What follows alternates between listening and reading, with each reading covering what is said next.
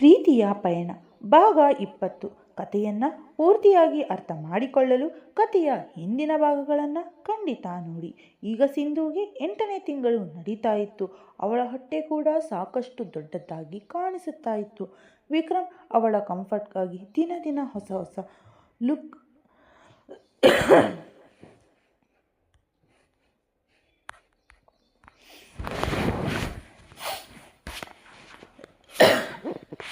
ಪ್ರೀತಿಯ ಪಯಣ ಭಾಗ 20. ಕಥೆಯನ್ನು ಪೂರ್ತಿಯಾಗಿ ಅರ್ಥ ಮಾಡಿಕೊಳ್ಳಲು ಕಥೆಯ ಹಿಂದಿನ ಭಾಗಗಳನ್ನು ಖಂಡಿತ ನೋಡಿ. ಈಗ ಸಿಂಧುಗೆ 8ನೇ ತಿಂಗಳು ನಡೀತಾ ಇತ್ತು. ಅವಳ ಹೊಟ್ಟೆ ಕೂಡ ಸಾಕಷ್ಟು ದೊಡ್ಡದಾಗಿ ಕಾಣಿಸ್ತಾ ಇತ್ತು. ವಿಕ್ರಮ್ ಅವಳ ಕಂಫರ್ಟ್ಗಾಗಿ ದಿನ ಹೊಸ ಹೊಸ ಲೂಸ್ ಆಗಿರುವ ಮ್ಯಾಕ್ಸಿಗಳನ್ನು ಮತ್ತು ಫ್ರಾಕ್ಗಳನ್ನು ಶಾಪಿಂಗ್ ಮಾಡಿ ತಂದು ಕೊಡುತ್ತಾ ಇದ್ದ. ಸಿಂಧು ಎಷ್ಟೇ ಬೇಡ ಅಂದರೂ ಅವನು ಅವಳ ಒಂದು ಮಾತನ್ನು ಕೇಳ್ತಾ ಇರಲಿಲ್ಲ.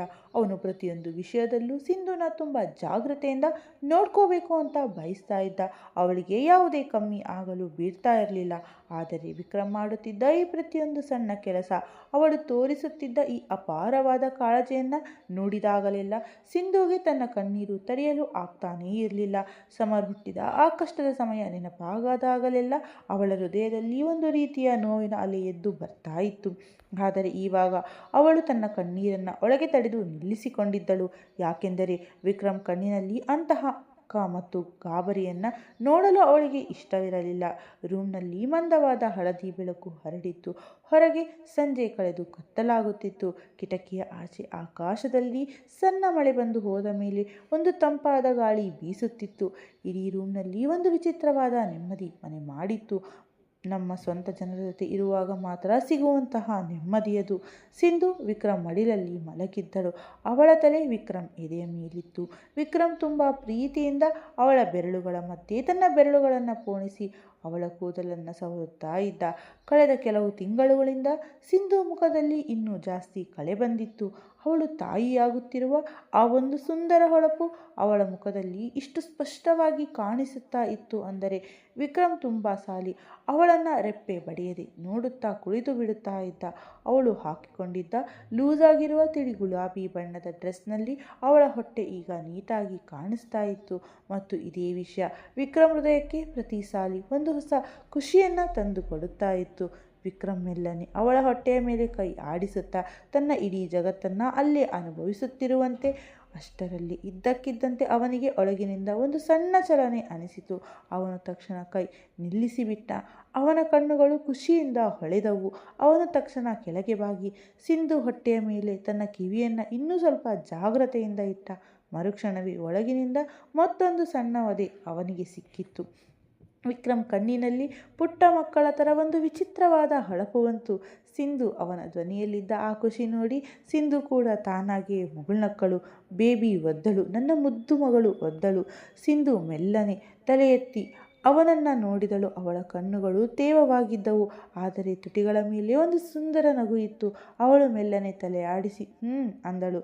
ವಿಕ್ರಮ್ಗೆ ತನ್ನ ಕಣ್ಣನ್ನು ತಾನೇ ನಂಬಲು ಆಗ್ತಾ ಇರಲಿಲ್ಲ. ಅವನು ತಕ್ಷಣ ಕೆಳಗೆ ಬಾಗಿ ತುಂಬ ಪ್ರೀತಿಯಿಂದ ಅವಳ ಹೊಟ್ಟೆಗೆ ಮುತ್ತಿಟ್ಟ.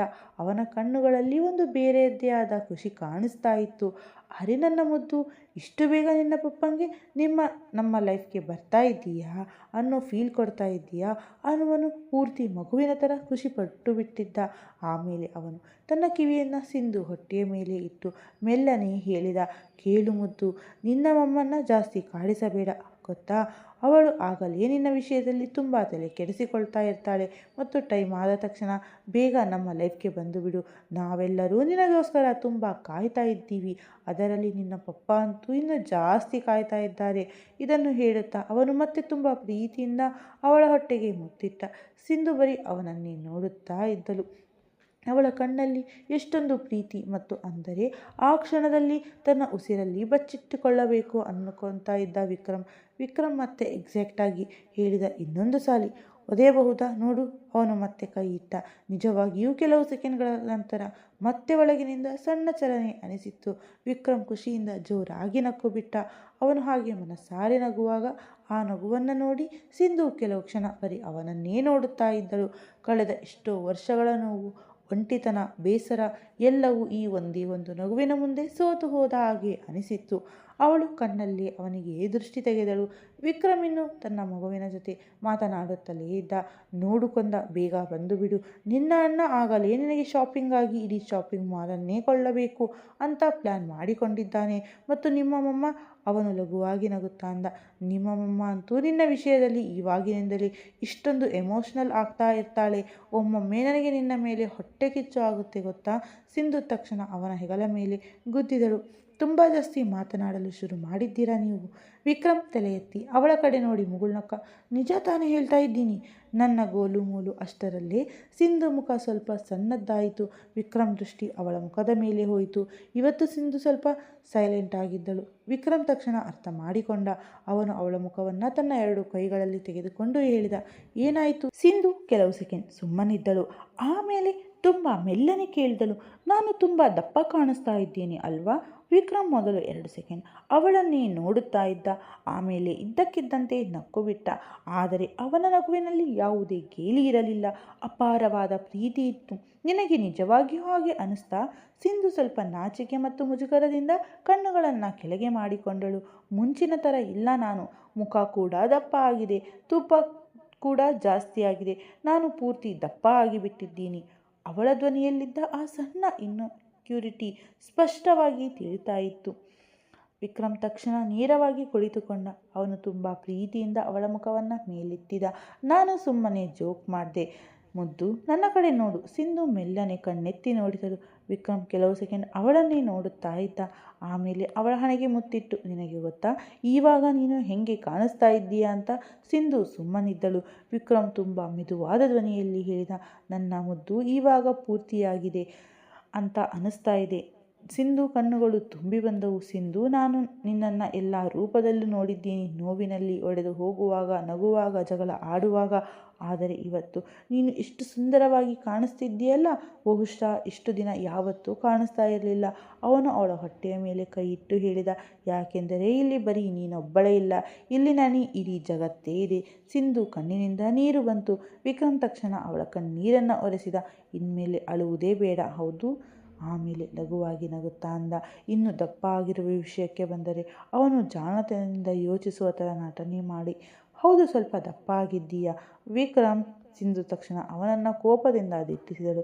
ವಿಕ್ರಮ್ ಜೋರಾಗಿ ನಗುತ್ತಾ ಮರುಕ್ಷಣವೇ ಅವಳನ್ನು ತನ್ನ ತೋಳುಗಳಿಗೆ ಎಳೆದುಕೊಂಡು, ಸ್ವಲ್ಪನೂ ಇಲ್ಲ, ನೀನು ತುಂಬ ಅಂದರೆ ತುಂಬ ಸುಂದರವಾಗಿ ಕಾಣಿಸ್ತಾ ಇದ್ದೀಯಾ. ಇಡೀ ದಿನ ನಿನ್ನನ್ನು ಹೀಗೆ ನೋಡ್ತಾ ಕೂರಬೇಕು ಅನಿಸುತ್ತೆ. ಸಿಂಧು ನಾಚಿಕೆಯಿಂದ ಅವನ ಎದೆಯೊಳಗೆ ಮುಖ ಮುಚ್ಚಿಕೊಂಡಳು. ವಿಕ್ರಮ್ ಅವಳ ಕೂದಲಿನಲ್ಲಿ ಮುಖ ಬಚ್ಚಿಟ್ಟುಕೊಂಡು ಒಂದು ದೀರ್ಘವಾದ ಉಸಿರು ತೆಗೆದುಕೊಂಡು, ಥ್ಯಾಂಕ್ ಯು. ಅವನ ಧ್ವನಿ ತುಂಬ ಸಣ್ಣದ್ದಾಗಿತ್ತು. ಸಿಂಧು ಮೆಲ್ಲನೆ ತಲೆ ಎತ್ತಿ ಕೇಳಿದಳು, ಯಾಕೆ. ವಿಕ್ರಮ್ ಮುಗುಳ್ನಗುತ್ತಾ, ನನ್ನ ಲೈಫ್ಗೆ ಬಂದಿದ್ದಕ್ಕಾಗಿ, ನನಗೆ ಒಂದು ಮನೆ ಕೊಟ್ಟಿದ್ದಕ್ಕಾಗಿ, ನನಗೆ 2 ಮಕ್ಕಳ ಅಪ್ಪ ಮಾಡಿದ್ದಕ್ಕಾಗಿ ಮತ್ತು ಎಲ್ಲಕ್ಕಿಂತ ಹೆಚ್ಚಾಗಿ ಅವನು ಅವಳ ಹೊಟ್ಟೆಯ ಮೇಲೆ ಕೈ ಇಟ್ಟ ನನಗೆ ಫ್ಯಾಮಿಲಿ ಅಂದರೆ ಏನು ಅನ್ನೋ ಫೀಲಿಂಗ್ ಕೊಟ್ಟಿದ್ದಕ್ಕಾಗಿ. ಸಿಂಧು ಕಣ್ಣುಗಳು ಮತ್ತೆ ಒದ್ದೆಯಾದವು. ವಿಕ್ರಮ್ ತಕ್ಷಣ ಅವಳ ಹಣೆ, ಕಣ್ಣುಗಳು ಮತ್ತು ಕೆನ್ನೆಗಳ ಮೇಲೆ ಚಿಕ್ಕ ಪುಟ್ಟ ಮುತ್ತುಗಳನ್ನಿಟ್ಟ. ಸಾಕು, ಇನ್ಮೇಲೆ ಅಳಬಾರದು. ಇಲ್ಲದಿದ್ದರೆ ನನ್ನ ಮುದ್ದು ಮಗಳು ಅನ್ಕೊತಾಳೆ ಅವರ ಪಪ್ಪ ಮಮ್ಮನ್ನ ಕಾಡಿಸ್ತಾ ಇದ್ದಾರೆ ಅಂತ. ಅಷ್ಟರಲ್ಲೇ ಮತ್ತೆ ಒಳಗಿನಿಂದ ಒಂದು ಸಣ್ಣ ಕಿಕ್ ಅನಿಸ್ತು. ಇಬ್ಬರೂ ಒಂದು ಕ್ಷಣ ನಿಂತರು. ಆಮೇಲೆ ಒಟ್ಟಿಗೆ ನಕ್ಕು ಬಿಟ್ಟರು. ವಿಕ್ರಮ್ ತಕ್ಷಣ ಕೆಳಗೆ ಬಾಗಿದ. ಓ, ಇವಾಗಿನಿಂದಲೇ ನೀನು ನಿಮ್ಮ ಮಮ್ಮ ಟೀಮ್ ಸೇರಿಬಿಟ್ಟಿದ್ದೀಯಾ. ಸಿಂಧು ಜೋರಾಗಿ ನಕ್ಕು ಬಿಟ್ಟಳು. ಅವಳ ಆ ಸುಂದರವಾದ ನಗು ಈ ರೂಮ್ನಲ್ಲಿ ಹರಡಿತ್ತು. ವಿಕ್ರಮ್ ಕೆಲವು ಸೆಕೆಂಡ್ ಅವಳನ್ನೇ ನೋಡುತ್ತಾ ಇದ್ದ. ಆಮೇಲೆ ಮೆಲ್ಲನೆ ಹೇಳಿದ, ನನಗೆ ಯಾವಾಗಲೂ ನಿನ್ನ ಮುಖದಲ್ಲಿ ಈ ನಗುವೇ ಬೇಕು ಸಿಂಧು, ಬರೀ ಹೀಗೆ ನಗುತ್ತಿರಬೇಕು. ಅವನು ಸಿಂಧುನ ಇನ್ನೂ ಸ್ವಲ್ಪ ಹತ್ತಿರ ಎಳೆದುಕೊಂಡು ಸಿಂಧು ಅವನ ತೋಳುಗಳಲ್ಲಿ ಅಡಗಿ ಹೋದಳು. ಹೊರಗೆ ಮಳೆ ಮತ್ತೆ ಶುರುವಾಗಿತ್ತು. ಆದರೆ ಆ ರೂಮ್ ಒಳಗಡೆ ಬರೀ ಪ್ರೀತಿ ಇತ್ತು, ಆಪ್ತತೆ ಇತ್ತು ಮತ್ತು 2 ಹೃದಯಗಳ ಮಧ್ಯೆ ಬೆಳೆಯುತ್ತಾ ಇರೋ ಒಂದು ಹೊಸ ಪುಟ್ಟ ಜೀವದ ಸುಂದರ ಸದ್ದು ಮಾತ್ರ ಇತ್ತು. ಈಗ 9ನೇ ತಿಂಗಳು ಶುರುವಾಗಿತ್ತು. ಇಡೀ ಮನೆಯ ವಾತಾವರಣವೇ ಬದಲಾಗಿ ಹೋಗಿತ್ತು. ಡಾಕ್ಟರ್ ಸ್ಪಷ್ಟವಾಗಿ ಹೇಳಿದ್ದರು, ಇನ್ಮೇಲೆ ಸಿಂಧು ಜಾಸ್ತಿ ಓಡಾಡಬಾರದು, ಮೆಟ್ಟಿಲು ಹತ್ತಿ ಇಳಿಯುವುದನ್ನು ಪೂರ್ತಿಯಾಗಿ ನಿಲ್ಲಿಸಬೇಕು, ಟೈಮ್ಗೆ ಸರಿಯಾಗಿ ಊಟ, ಮೆಡಿಸನ್ ಮತ್ತು ಪೂರ್ತಿ ರೆಸ್ಟ್ ತೆಗೆದುಕೊಳ್ಳಬೇಕು. ತುಂಬ ಮುಖ್ಯ. ಯಾಕೆಂದರೆ ಇನ್ಮೇಲೆ ಯಾವ ಟೈಮ್ನಲ್ಲಾದರೂ ಹೆರಿಗೆ ನೋವು ಕಾಣಿಸಿಕೊಳ್ಳಬಹುದು. ಬರೀ ಆ ಒಂದೇ ಒಂದು ಕಾರಣಕ್ಕೆ ವಿಕ್ರಮ್ ಯಾರನ್ನ ಕೇಳದೆ ಮೇಲಿದ್ದ ರೂಮನ್ನು ಕೆಳಗೆ ಶಿಫ್ಟ್ ಮಾಡಿಸಿಬಿಟ್ಟಿದ್ದ. ಕೆಳಗಿನ ಆ ದೊಡ್ಡ ರೂಮ್ ಇನ್ನು ಈಗ ಪೂರ್ತಿಯಾಗಿ ಸಿಂಧುಗೆ ಕಂಫರ್ಟ್ ಆಗುವ ಹಾಗೆ ರೆಡಿ ಮಾಡಿಸಲಾಗಿತ್ತು. ಬೆಡ್ಡನ್ನು ಸ್ವಲ್ಪ ಎತ್ತರ ಮತ್ತು ಆರಾಮದಾಯಕವಾಗಿ ಇಡಲಾಗಿತ್ತು. ಪಕ್ಕದಲ್ಲೇ ಮೆಡಿಸನ್ ಇಡುವ ಒಂದು ಸಣ್ಣ ಟ್ರೇ, ನೀರು, ಡಾಕ್ಟರ್ ಬರೆದುಕೊಟ್ಟ ಫೈಲ್ಗಳು, ಬೇಬಿಯ ಪುಟ್ಟ ಪುಟ್ಟ ಬಟ್ಟೆಗಳು ಮತ್ತು ಪ್ರತಿಯೊಂದು ಅಗತ್ಯ ವಸ್ತುವನ್ನು ಸಿಂಧು ಬೆಡ್ನಿಂದ ಎದ್ದೇಳುವ ಅಗತ್ಯವೇ ಇಲ್ಲದ ಹಾಗೆ ಜೋಡಿಸಲಿಡಲಾಗಿತ್ತು. ನೀಲಿಮಾ ಅಮ್ಮ ಮತ್ತು ಅನುಪಮ ಅಮ್ಮ ಅಂತೂ ಯಾವಾಗಲೂ ಅವಳ ಸುತ್ತಮುತ್ತಲೇ ಇರ್ತಾ ಇದ್ರು. ಒಮ್ಮೆ ಎಳೆನೀರು ಕುಡಿಸುವುದು, ಒಮ್ಮೆ ಹಣ್ಣುಗಳನ್ನು ಕಟ್ ಮಾಡಿ ಕೊಡುವುದು, ಮತ್ತೊಮ್ಮೆ ಟೈಮ್ಗೆ ಮೆಡಿಸನ್ ನೆನಪು ಮಾಡ್ತಾ ಇದ್ರು. ಒಂದು ವೇಳೆ ಸಿಂಧು 2 ನಿಮಿಷಕ್ಕಿಂತ ಜಾಸ್ತಿ ಎದ್ದು ನಿಂತರೆ ಸಾಕು, ಇಬ್ಬರ ಬೈಗುಳ ತಕ್ಷಣ ಶುರುವಾಗಿ ಬಿಡುತ್ತಾ ಇತ್ತು. ಸಮರ್ ಕೂಡ ಇವಾಗ ಮುಂಚೆಗಿಂತ ತುಂಬ ಬುದ್ಧಿವಂತ ಆಗಿಬಿಟ್ಟಿದ್ದ. ಅವನು ಆಟ ಆಡುವಾಗಲೂ ಮೆಲ್ಲನೆ ನಡೆಯುತ್ತಿದ್ದ, ಜೋರಾಗಿ ಸೌಂಡ್ ಮಾಡ್ತಾ ಇರಲಿಲ್ಲ ಮತ್ತು ಪ್ರತಿ ಸ್ವಲ್ಪ ಹೊತ್ತಿಗೆ ಒಮ್ಮೆ ಬಂದು ಸಿಂಧು ಹೊಟ್ಟೆಯ ಮೇಲೆ ಕೈ ಇಟ್ಟು ಕೇಳ್ತಾ ಇದ್ದ, ನನ್ನ ಸಿಸ್ಟರ್ ಚೆನ್ನಾಗಿದ್ದಾಳೆ ತಾನೇ ಮಮ್ಮ? ಇವೆಲ್ಲವನ್ನ ಮಧ್ಯೆ ಎಲ್ಲಕ್ಕಿಂತ ಜಾಸ್ತಿ ಬದಲಾಗಿದ್ದು ವಿಕ್ರಮ್. ಅವನ ಇಡೀ ದಿನ ಇವಾಗ ಸಿಂಧು ಸುತ್ತಮುತ್ತಲೇ ಕಳೀತಾ ಇತ್ತು. ಆಫೀಸ್ನ ಇಂಪಾರ್ಟೆಂಟ್ ಕೆಲಸಗಳು ಕೂಡ ಇವಾಗ ಹೆಚ್ಚಾಗಿ ಮನೆಯಿಂದಲೇ ನಡೀತಾ ಇತ್ತು. ಬೆಳಗ್ಗೆ ಕಣ್ಣು ಬಿಟ್ಟ ತಕ್ಷಣ ಅವನ ಮೊದಲ ದೃಷ್ಟಿ ಸಿಂಧು ಮೇಲೆ ಹೋಗ್ತಾ ಇತ್ತು ಮತ್ತು ರಾತ್ರಿ ಕಣ್ಣು ಮುಚ್ಚುವ ಮುಂಚೆ ಕೊನೆಯ ಬಾರಿ ಕೂಡ ಅವಳನ್ನು ನೋಡುತ್ತಾ ಇದ್ದ. ಡಾಕ್ಟರ್ ಹೇಳಿದ ಪ್ರತಿಯೊಂದು ಮಾತು ಅವನಿಗೆ ಬಾಯ್ಪಾಠ ಆಗಿಬಿಟ್ಟಿತ್ತು. ಯಾವ ಟೈಮ್ಗೆ ಮೆಡಿಸನ್ ಕೊಡಬೇಕು, ಎಷ್ಟು ಹೊತ್ತು ನಡೆಸಬೇಕು, ಯಾವ ಟೈಮ್ಗೆ ಜ್ಯೂಸ್ ಕೊಡಬೇಕು, ಯಾವಾಗ ಕಪ್ ಇದೆ ಎಲ್ಲ ಅವನಿಗೆ ಗೊತ್ತು. ಎಷ್ಟರ ಮಟ್ಟಿಗೆ ಎಂದರೆ ರಾತ್ರಿ ನಿದ್ದೆಯಲ್ಲಿ ಸಿಂಧು ಸ್ವಲ್ಪ ಮಗ್ಗಲು ಬದಲಾಯಿಸುವಾಗ ನೋವಿನಿಂದ ಸಣ್ಣದಾಗಿ ಉಸಿರು ಎಳೆದುಕೊಂಡರೂ ಸಾಕು, ವಿಕ್ರಮ್ ತಕ್ಷಣ ಎದ್ದು ಕುಳಿತು ಬಿಡುತ್ತಾ ಇದ್ದ. ಅಂದು ರಾತ್ರಿ ಕೂಡ ಹಾಗೇ ಇತ್ತು. ರಾತ್ರಿ ತುಂಬ ತಡವಾಗಿತ್ತು. ಇಡೀ ಮನೆಯಲ್ಲಿ ಪೂರ್ತಿ ಸೈಲೆಂಟ್ ಆಗಿತ್ತು. ಹಾಲ್ನ ಲೈಟ್ಸ್ ಎಲ್ಲ ಆಫ್ ಆಗಿತ್ತು. ಬರೀ ರೂಮ್ನ ಮಂದವಾದ ಹಳದಿ ಲೈಟ್ ಮಾತ್ರ ಆನ್ ಆಗಿತ್ತು. ಹೊರಗೆ ವೆದರ್ ಸ್ವಲ್ಪ ತಂಪಾಗಿತ್ತು ಮತ್ತು ಕಿಟಕಿಯಿಂದ ಬರುತ್ತಾ ಇದ್ದ ಗಾಳಿ ಪರದೆಗಳನ್ನು ಮೆಲ್ಲನೆ ಅಲುಗಾಡಿಸ್ತಾ ಇತ್ತು. ಸಿಂಧು ಬೆಡ್ ಮೇಲೆ ತಲೆದಿಂಬುಗಳ ಆಸರೆ ತೆಗೆದುಕೊಂಡು ಕುಳಿತಿದ್ದಳು. ಅವಳ ಬಿಟ್ಟ ಕೂದಲು ಹೆಗಲ ಮೇಲೆ ಹರಡಿತ್ತು ಮತ್ತು ಮುಖದಲ್ಲಿ ಸಣ್ಣ ಆಯಾಸ ನೀಟಾಗಿ ತಿಳಿತಾ ಇತ್ತು. ವಿಕ್ರಮ್ ಅವಳ ಎದುರು ಕುಳಿತುಕೊಂಡು ತುಂಬ ಜಾಗ್ರತೆಯಿಂದ ಅವಳ ಕಾಲುಗಳಿಗೆ ಮೆಲ್ಲನೆ ಆಯಿಲ್ ಮಸಾಜ್ ಮಾಡ್ತಾ ಇದ್ದ. ಇದು ಇವಾಗ ಅವನ ದಿನ ರೂಲ್ಸ್ ಆಗಿಬಿಟ್ಟಿತ್ತು. ದಿನದಲ್ಲಿ ಅವನು ಎಷ್ಟು ಬ್ಯುಸಿ ಇದ್ದರೂ, ಎಷ್ಟೇ ಮೀಟಿಂಗ್ಸ್ ಇದ್ದರೂ, ರಾತ್ರಿ ಮಲಗುವ ಮುಂಚೆ ಅವನು ಸಿಂಧು ಕಾಲುಗಳಿಗೆ ಸ್ವಂತ ಮಸಾಜ್ ಮಾಡ್ತಾ ಇದ್ದ. ಸಿಂಧು ಕಾಲುಗಳು ತುಂಬ ದಪ್ಪ ಆಗಿಬಿಟ್ಟಿದ್ದವು. ಸಿಂಧು ತುಂಬ ಸಲಿ ಬೇಡ ಅಂತ ರಿಕ್ವೆಸ್ಟ್ ಮಾಡ್ತಾ ಇದ್ಲು. ಆದರೆ ಅವನು ಪ್ರತಿ ಸಾಲಿ ಒಂದೇ ಮಾತು ಹೇಳ್ತಾ ಇದ್ದ, ನನಗೆ ಇದರಿಂದ ನೆಮ್ಮದಿ ಸಿಗುತ್ತದೆ. ಸಿಂಧು, ನಿನಗೆ ಗೊತ್ತಿಲ್ಲ ನಾನು ಈ ದಿನಗಳಿಗಾಗಿ ಎಷ್ಟು ಕಾಯ್ತಾ ಇದ್ದೆ ಅಂತ. ನನಗೆ ಇದನ್ನು ಮಾಡಲು ಬಿಡು. ಇವತ್ತು ಕೂಡ ಹಾಗೆ ನಡೀತಾ ಇತ್ತು. ವಿಕ್ರಮ್ ತುಂಬ ಜಾಗ್ರತೆಯಿಂದ ಅವಳು ಊದಿಕೊಂಡಿರುವ ಕಾಲುಗಳನ್ನು ತನ್ನ ಹಸ್ತಗಳಲ್ಲಿ ತೆಗೆದುಕೊಂಡು ಮೆಲ್ಲನೆ ಒತ್ತಿ ಬಿಡುತ್ತಾ ಇದ್ದ. ಅವಳಿಗೆ ಸ್ವಲ್ಪ ಆರಾಮ ಸಿಗಲಿ ಅಂತ. ಸಿಂಧು ಕಂಟಿನ್ಯೂಸ್ ಆಗಿ ಅವನನ್ನೇ ನೋಡುತ್ತಾ ಇದ್ದಳು. ಅವನ ಮುಖದಲ್ಲಿ ಪೂರ್ತಿ ಆಯಾಸ ಇತ್ತು. ಬಹುಶಃ ಆಫೀಸ್ ಕೆಲಸ ಕೂಡ ಜಾಸ್ತಿ ಇತ್ತು ಮತ್ತು ಇಡೀ ದಿನ ಅವನು ಒಂದು ಕ್ಷಣ ಕೂಡ ನೆಮ್ಮದಿಯಿಂದ ಕುಳಿತಿರಲಿಲ್ಲ. ಸಿಂಧು ಮೆಲ್ಲನೆ ಕೇಳಿದಳು, ನೀವು ಊಟ ಸರಿಯಾಗಿ ಮಾಡಿದ್ರಾ? ವಿಕ್ರಮ್ ಮೇಲೆ ನೋಡದೆಯೇ ಅಂದ, ಮಾಡಿದ್ನಲ್ಲ ಸಿಂಧು. ಸಿಂಧುಗೆ ತಕ್ಷಣ ಅರ್ಥವಾಯಿತು ಅವನು ಸುಳ್ಳು ಹೇಳ್ತಾ ಇದ್ದಾನೆ ಅಂತ. ಅವಳು ಸಣ್ಣದಾಗಿ ಹುಬ್ಬು ಗಂಟಿಕ್ಕಿದಳು. ವಿಕ್ರಮ್, ಈ ಬಾರಿ ಅವಳ ಧ್ವನಿಯಲ್ಲಿದ್ದ ಆ ಸಣ್ಣ ಬೈಗುಳದ ಪ್ರೀತಿ ಇತ್ತು. ವಿಕ್ರಮ್ ಮೇಲೆ ನೋಡಿದ, ಮುಗುಳ್ನಕ್ಕ. ಸ್ವಲ್ಪ ಕಮ್ಮಿ ತಿಂದೆ ಅಷ್ಟೇ, ಮನಸ್ಸಿರಲಿಲ್ಲ. ಸಿಂಧು ಅವನನ್ನು ಕೋಪದಿಂದ ನೋಡಿದಳು. ನೀವು ನನಗೆ ಪ್ರತಿ 2 ಗಂಟೆಗೊಮ್ಮೆ ಏನಾದರೂ ತಿನ್ನಿಸ್ತಾ ಇರ್ತೀರಾ, ಆದರೆ ನೀವು ಮಾತ್ರ. ವಿಕ್ರಮ್ ಅವಳ ಕಾಲನ್ನು ತುಂಬ ಪ್ರೀತಿಯಿಂದ ತನ್ನ ಹಸ್ತದಲ್ಲಿ ಒತ್ತುತ್ತಾ ಹೇಳಿದ, ನನ್ನ ಲೈಫ್ಗೆ ನೀವಿಬ್ಬರೇ ತುಂಬಾ ಇಂಪಾರ್ಟೆಂಟ್. ಸಿಂಧು ಅವನ ಕೈಗಳನ್ನು ತನ್ನ ಕೈಗಳಲ್ಲಿ ತೆಗೆದುಕೊಂಡು ತುಟಿಗಳ ಹತ್ತಿರ ತಂದು ಮುತ್ತಿಡುತ್ತಾ ಅಂದಳು, ಮತ್ತು ನೀವು ನನ್ನ ಪ್ರಾಣಕ್ಕಿಂತ ಇನ್ನೂ ಜಾಸ್ತಿ ಇಂಪಾರ್ಟೆಂಟ್.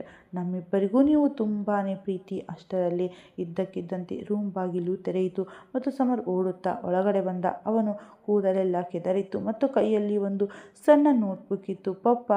ವಿಕ್ರಮ್ ಮುಗುಳ್ನಗುತ್ತಾ, ಏನಾಯಿತು ನನ್ನ ಸಿಂಹ? ಸಮರ್ ಬೇಗ ಬೇಗ ಬೆಡ್ ಮೇಲೆ ಹತ್ತಿ ಸಿಂಧು ಹೊಟ್ಟೆಯ ಪಕ್ಕದಲ್ಲಿ ಬಂದು ಕುಳಿತುಕೊಂಡ. ಮಮ್ಮ, ಇವತ್ತು ಸ್ಕೂಲ್ನಲ್ಲಿ ಆರವ್ ಹೇಳ್ತಾ ಇದ್ದ, ಪುಟ್ಟ ತಂಗಿಯರು ತುಂಬಾ ಅಳ್ತಾರೆ ಅಂತ. ನಾನು ಅವನಿಗೆ ಅಂದೆ, ನನ್ನ ತಂಗಿ ಖಂಡಿತ ಅಳಲ್ಲ ಅಂತ. ಸಿಂಧು ಜೋರಾಗಿ ನಕ್ಕು ಬಿಟ್ಟಳು. ಹೌದಾ? ಸಮರ್ ತಕ್ಷಣ ತಲೆ ಆಡಿಸಿದ. ಹೌದು, ನನ್ನ ಸಿಸ್ಟರ್ ತುಂಬ ಕ್ಯೂಟ್ ಆಗಿರ್ತಾಳೆ ಮತ್ತು ನಾನು ಅವಳನ್ನು ಯಾರಿಗೂ ಕಾಡಿಸಲು ಬಿಡಲ್ಲ. ವಿಕ್ರಮ್ ಬರೀ ಅವನನ್ನೇ ನೋಡ್ತಾ ಇದ್ದ. ಅವನ ಕಣ್ಣಲ್ಲಿ ಒಂದು ವಿಚಿತ್ರವಾದ ಮೃದುತ್ವ ಮತ್ತು ಸಮರ್ ತಕ್ಷಣ ತನ್ನ ನೋಟ್ಬುಕ್ ಓಪನ್ ಮಾಡುತ್ತಾ ಅಂದ. ಮತ್ತು ಗೊತ್ತಾ ಪಪ್ಪ, ನಾನು ಇವತ್ತು ಡ್ರಾಯಿಂಗ್ನಲ್ಲಿ ಕೂಡ ನನ್ನ ಸಿಸ್ಟರ್ನ ಬಿಡಿಸಿದ್ದೀನಿ. ಅವನು ಆ ಕಾಪಿಯನ್ನು ಅವರ ಮುಂದೆ ಇಟ್ಟ. ಅದರಲ್ಲಿ ಡೊಂಕು ಡೊಂಕಾದ ಲೈನ್ಗಳಿಂದ ಒಂದು ಪುಟ್ಟ ಹುಡುಗಿಯ ಚಿತ್ರ ಬಿಡಿಸಲಾಗಿತ್ತು. ಅವಳ ಕೈಯಲ್ಲಿ ಒಂದು ದೊಡ್ಡ ಟೆಡ್ಡಿ ಬೇರ್ ಕೂಡ ಇತ್ತು. ಆಮೇಲೆ ದೊಡ್ಡದಾಗಿ ಬರೆಯಲಾಗಿತ್ತು, ಮೈ ಪ್ರಿನ್ಸಸ್ ಸಿಸ್ಟರ್. ವಿಕ್ರಮ್ ದೃಷ್ಟಿ ಆ ಡ್ರಾಯಿಂಗ್ ಮೇಲೇನೆ ನಿಂತು ಹೋಯಿತು. ಮರುಕ್ಷಣವೇ ಅವನು ಸಮರ್ನನ್ನ ಹತ್ತಿರ ಎಳೆದುಕೊಂಡು ತನ್ನ ಎದೆಗೆ ಗಟ್ಟಿಯಾಗಿ ಅಪ್ಪಿಕೊಂಡ. ಬಹುಶಃ ಅವನಿಗೆ ಸ್ವಂತ ಗೊತ್ತಿರಲಿಲ್ಲ ಅವನ ಒಳಗಡೆ ಇಷ್ಟೊಂದು ಪ್ರೀತಿ ಎಲ್ಲಿಂದ ಬರ್ತಾ ಇದೆ ಅಂತ. ಸಮರ್ ನಗುತ್ತಾ ಅಂದ, ಪಪ್ಪ ನೀವು ಮತ್ತೆ ಎಮೋಷ್ನಲ್ ಆಗಿಬಿಟ್ರಿ. ಸಿಂಧು ಮುಗುಳ್ನಕ್ಕಳು. ವಿಕ್ರಮ್ ಅವನ ಕೂದಲನ್ನು ಕೆದಕಿ, ತುಂಬ ಪ್ರೀತಿ ಜಾಸ್ತಿ ಆದಾಗ ಜಾಸ್ತಿ ಮಾತನಾಡುತ್ತೀಯ ನೀನು. ಸಮರ್ ಮತ್ತೆ ಮೆಲ್ಲನೆ ಸಿಂಧು ಹೊಟ್ಟೆಯ ಮೇಲೆ ಕೈ ಇಟ್ಟು ಅಂದ, ಬೇಬಿ ಬೇಗ ಬಂದ್ಬಿಡು. ಹೇಗಿದ್ದೀಯ ನೀನು? ನಾನು ನಿನಗೋಸ್ಕರ ವೇಟ್ ಮಾಡ್ತಾ ಇದ್ದೀನಿ. ರೂಮ್ನಲ್ಲಿ ಕೆಲವು ಕ್ಷಣಗಳ ಕಾಲ ಒಂದು ಸುಂದರವಾದ ಶಾಂತತೆ ಇತ್ತು.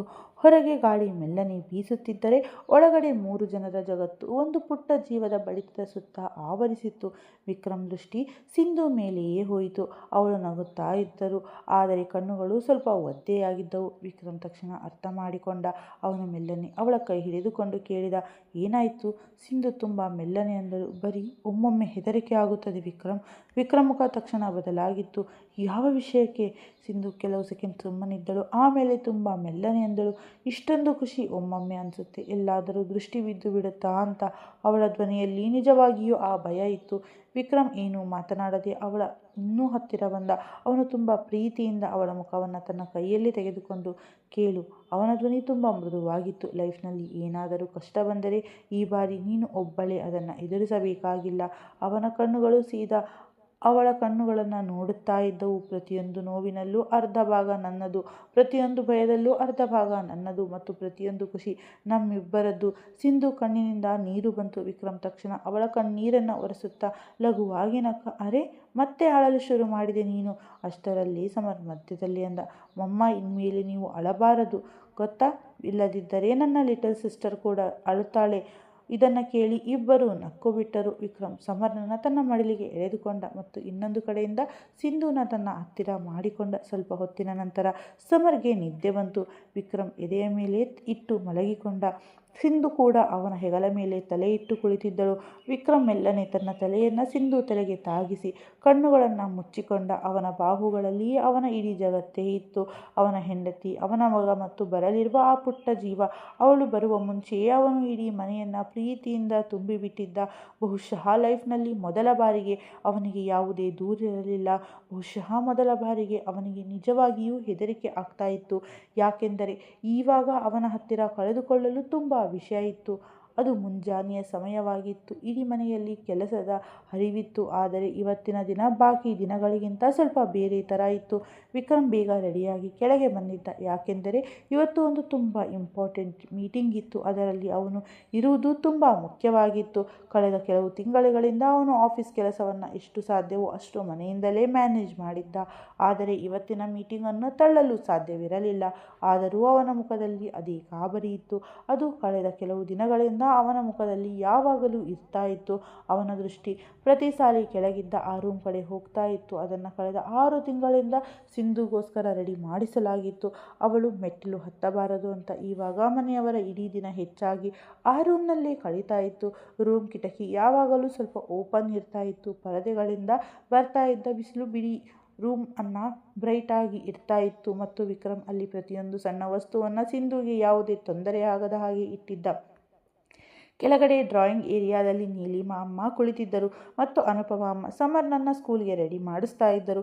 ವಿಕ್ರಮ್ ಸಣ್ಣ ಧ್ವನಿಯಲ್ಲಿ ಅಂದ, ಅಮ್ಮ, ನಾನು 2 ಗಂಟೆಗೆ ಆಫೀಸ್ಗೆ ಹೋಗ್ತಾ ಇದ್ದೀನಿ. ಸಿಂಧು ಎದ್ದರೆ ಅವಳಿಗೆ ಟೈಮ್ಗೆ ಮೆಡಿಸಿನ್ ಕೊಟ್ಟು ಬಿಡಿ ಮತ್ತು ಜಾಸ್ತಿ ಓಡಾಡಲು ಬಿಡಬೇಡಿ. ನೀಲಿಮಾ ಅಮ್ಮ ಅವನನ್ನು ನೋಡಿ ಲಘುವಾಗಿ ನಕ್ಕರು. ಲೀ ಪುಟ್ಟ, ನೀನು ಪ್ರತಿ 10 ನಿಮಿಷಕ್ಕೆ ಇದೇ ಮಾತು ಹೇಳ್ತಾ ಇದ್ದೀಯ. ನಾವೆಲ್ಲರೂ ಇಲ್ಲೇ ಇದ್ದೀವಿ ಅಲ್ವಾ? ಆದರೆ ಅವರ ಮುಖದಲ್ಲಿ ಕೂಡ ಅದೇ ನೆಮ್ಮದಿ ಇತ್ತು. ಅದು ಕಳೆದ ಕೆಲವು ತಿಂಗಳಲ್ಲಿ ಮೊದಲ ಬಾರಿ ಬಂದಿತ್ತು.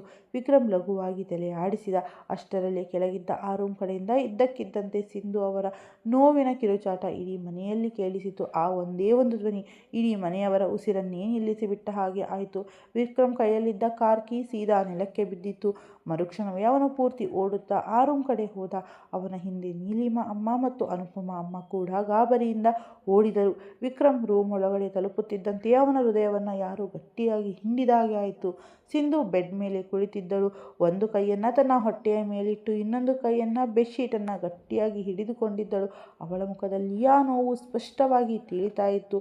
ಕಣ್ಣಿನಿಂದ ಕಣ್ಣೀರು ಕಂಟಿನ್ಯೂಸ್ ಆಗಿ ಹರಿತಾ ಇತ್ತು ಮತ್ತು ಅವಳ ಮುಖ ಪೂರ್ತಿ ನಡುಗ್ತಾ ಇತ್ತು. ಅವಳು ನೋವಿನಿಂದ ಪೂರ್ತಿಯಾಗಿ ಬಾಗಿ ಹೋಗಿದ್ದಳು. ವಿಕ್ರಮ್ ಹೆಜ್ಜೆಗಳು ಅಲ್ಲೇ ನಿಂತು ಹೋದವು. ಕೆಲವು ಸೆಕೆಂಡ್ ಅವನು ಬರೀ ಅವಳನ್ನೇ ನೋಡುತ್ತಾ ಇದ್ದ. ಬಹುಶಃ ಅವನು ಯಾವತ್ತೂ ಅಂದ್ಕೊಂಡಿರಲಿಲ್ಲ ಸಿಂಧುಗೆ ಇಷ್ಟೊಂದು ನೋವಿನಲ್ಲಿ ಇರ್ತಾಳೆ ಅಂತ. ಮರುಕ್ಷಣ ಅವನು ಸ್ಪೀಡಾಗಿ ಅವಳ ಹತ್ತಿರ ಹೋದ.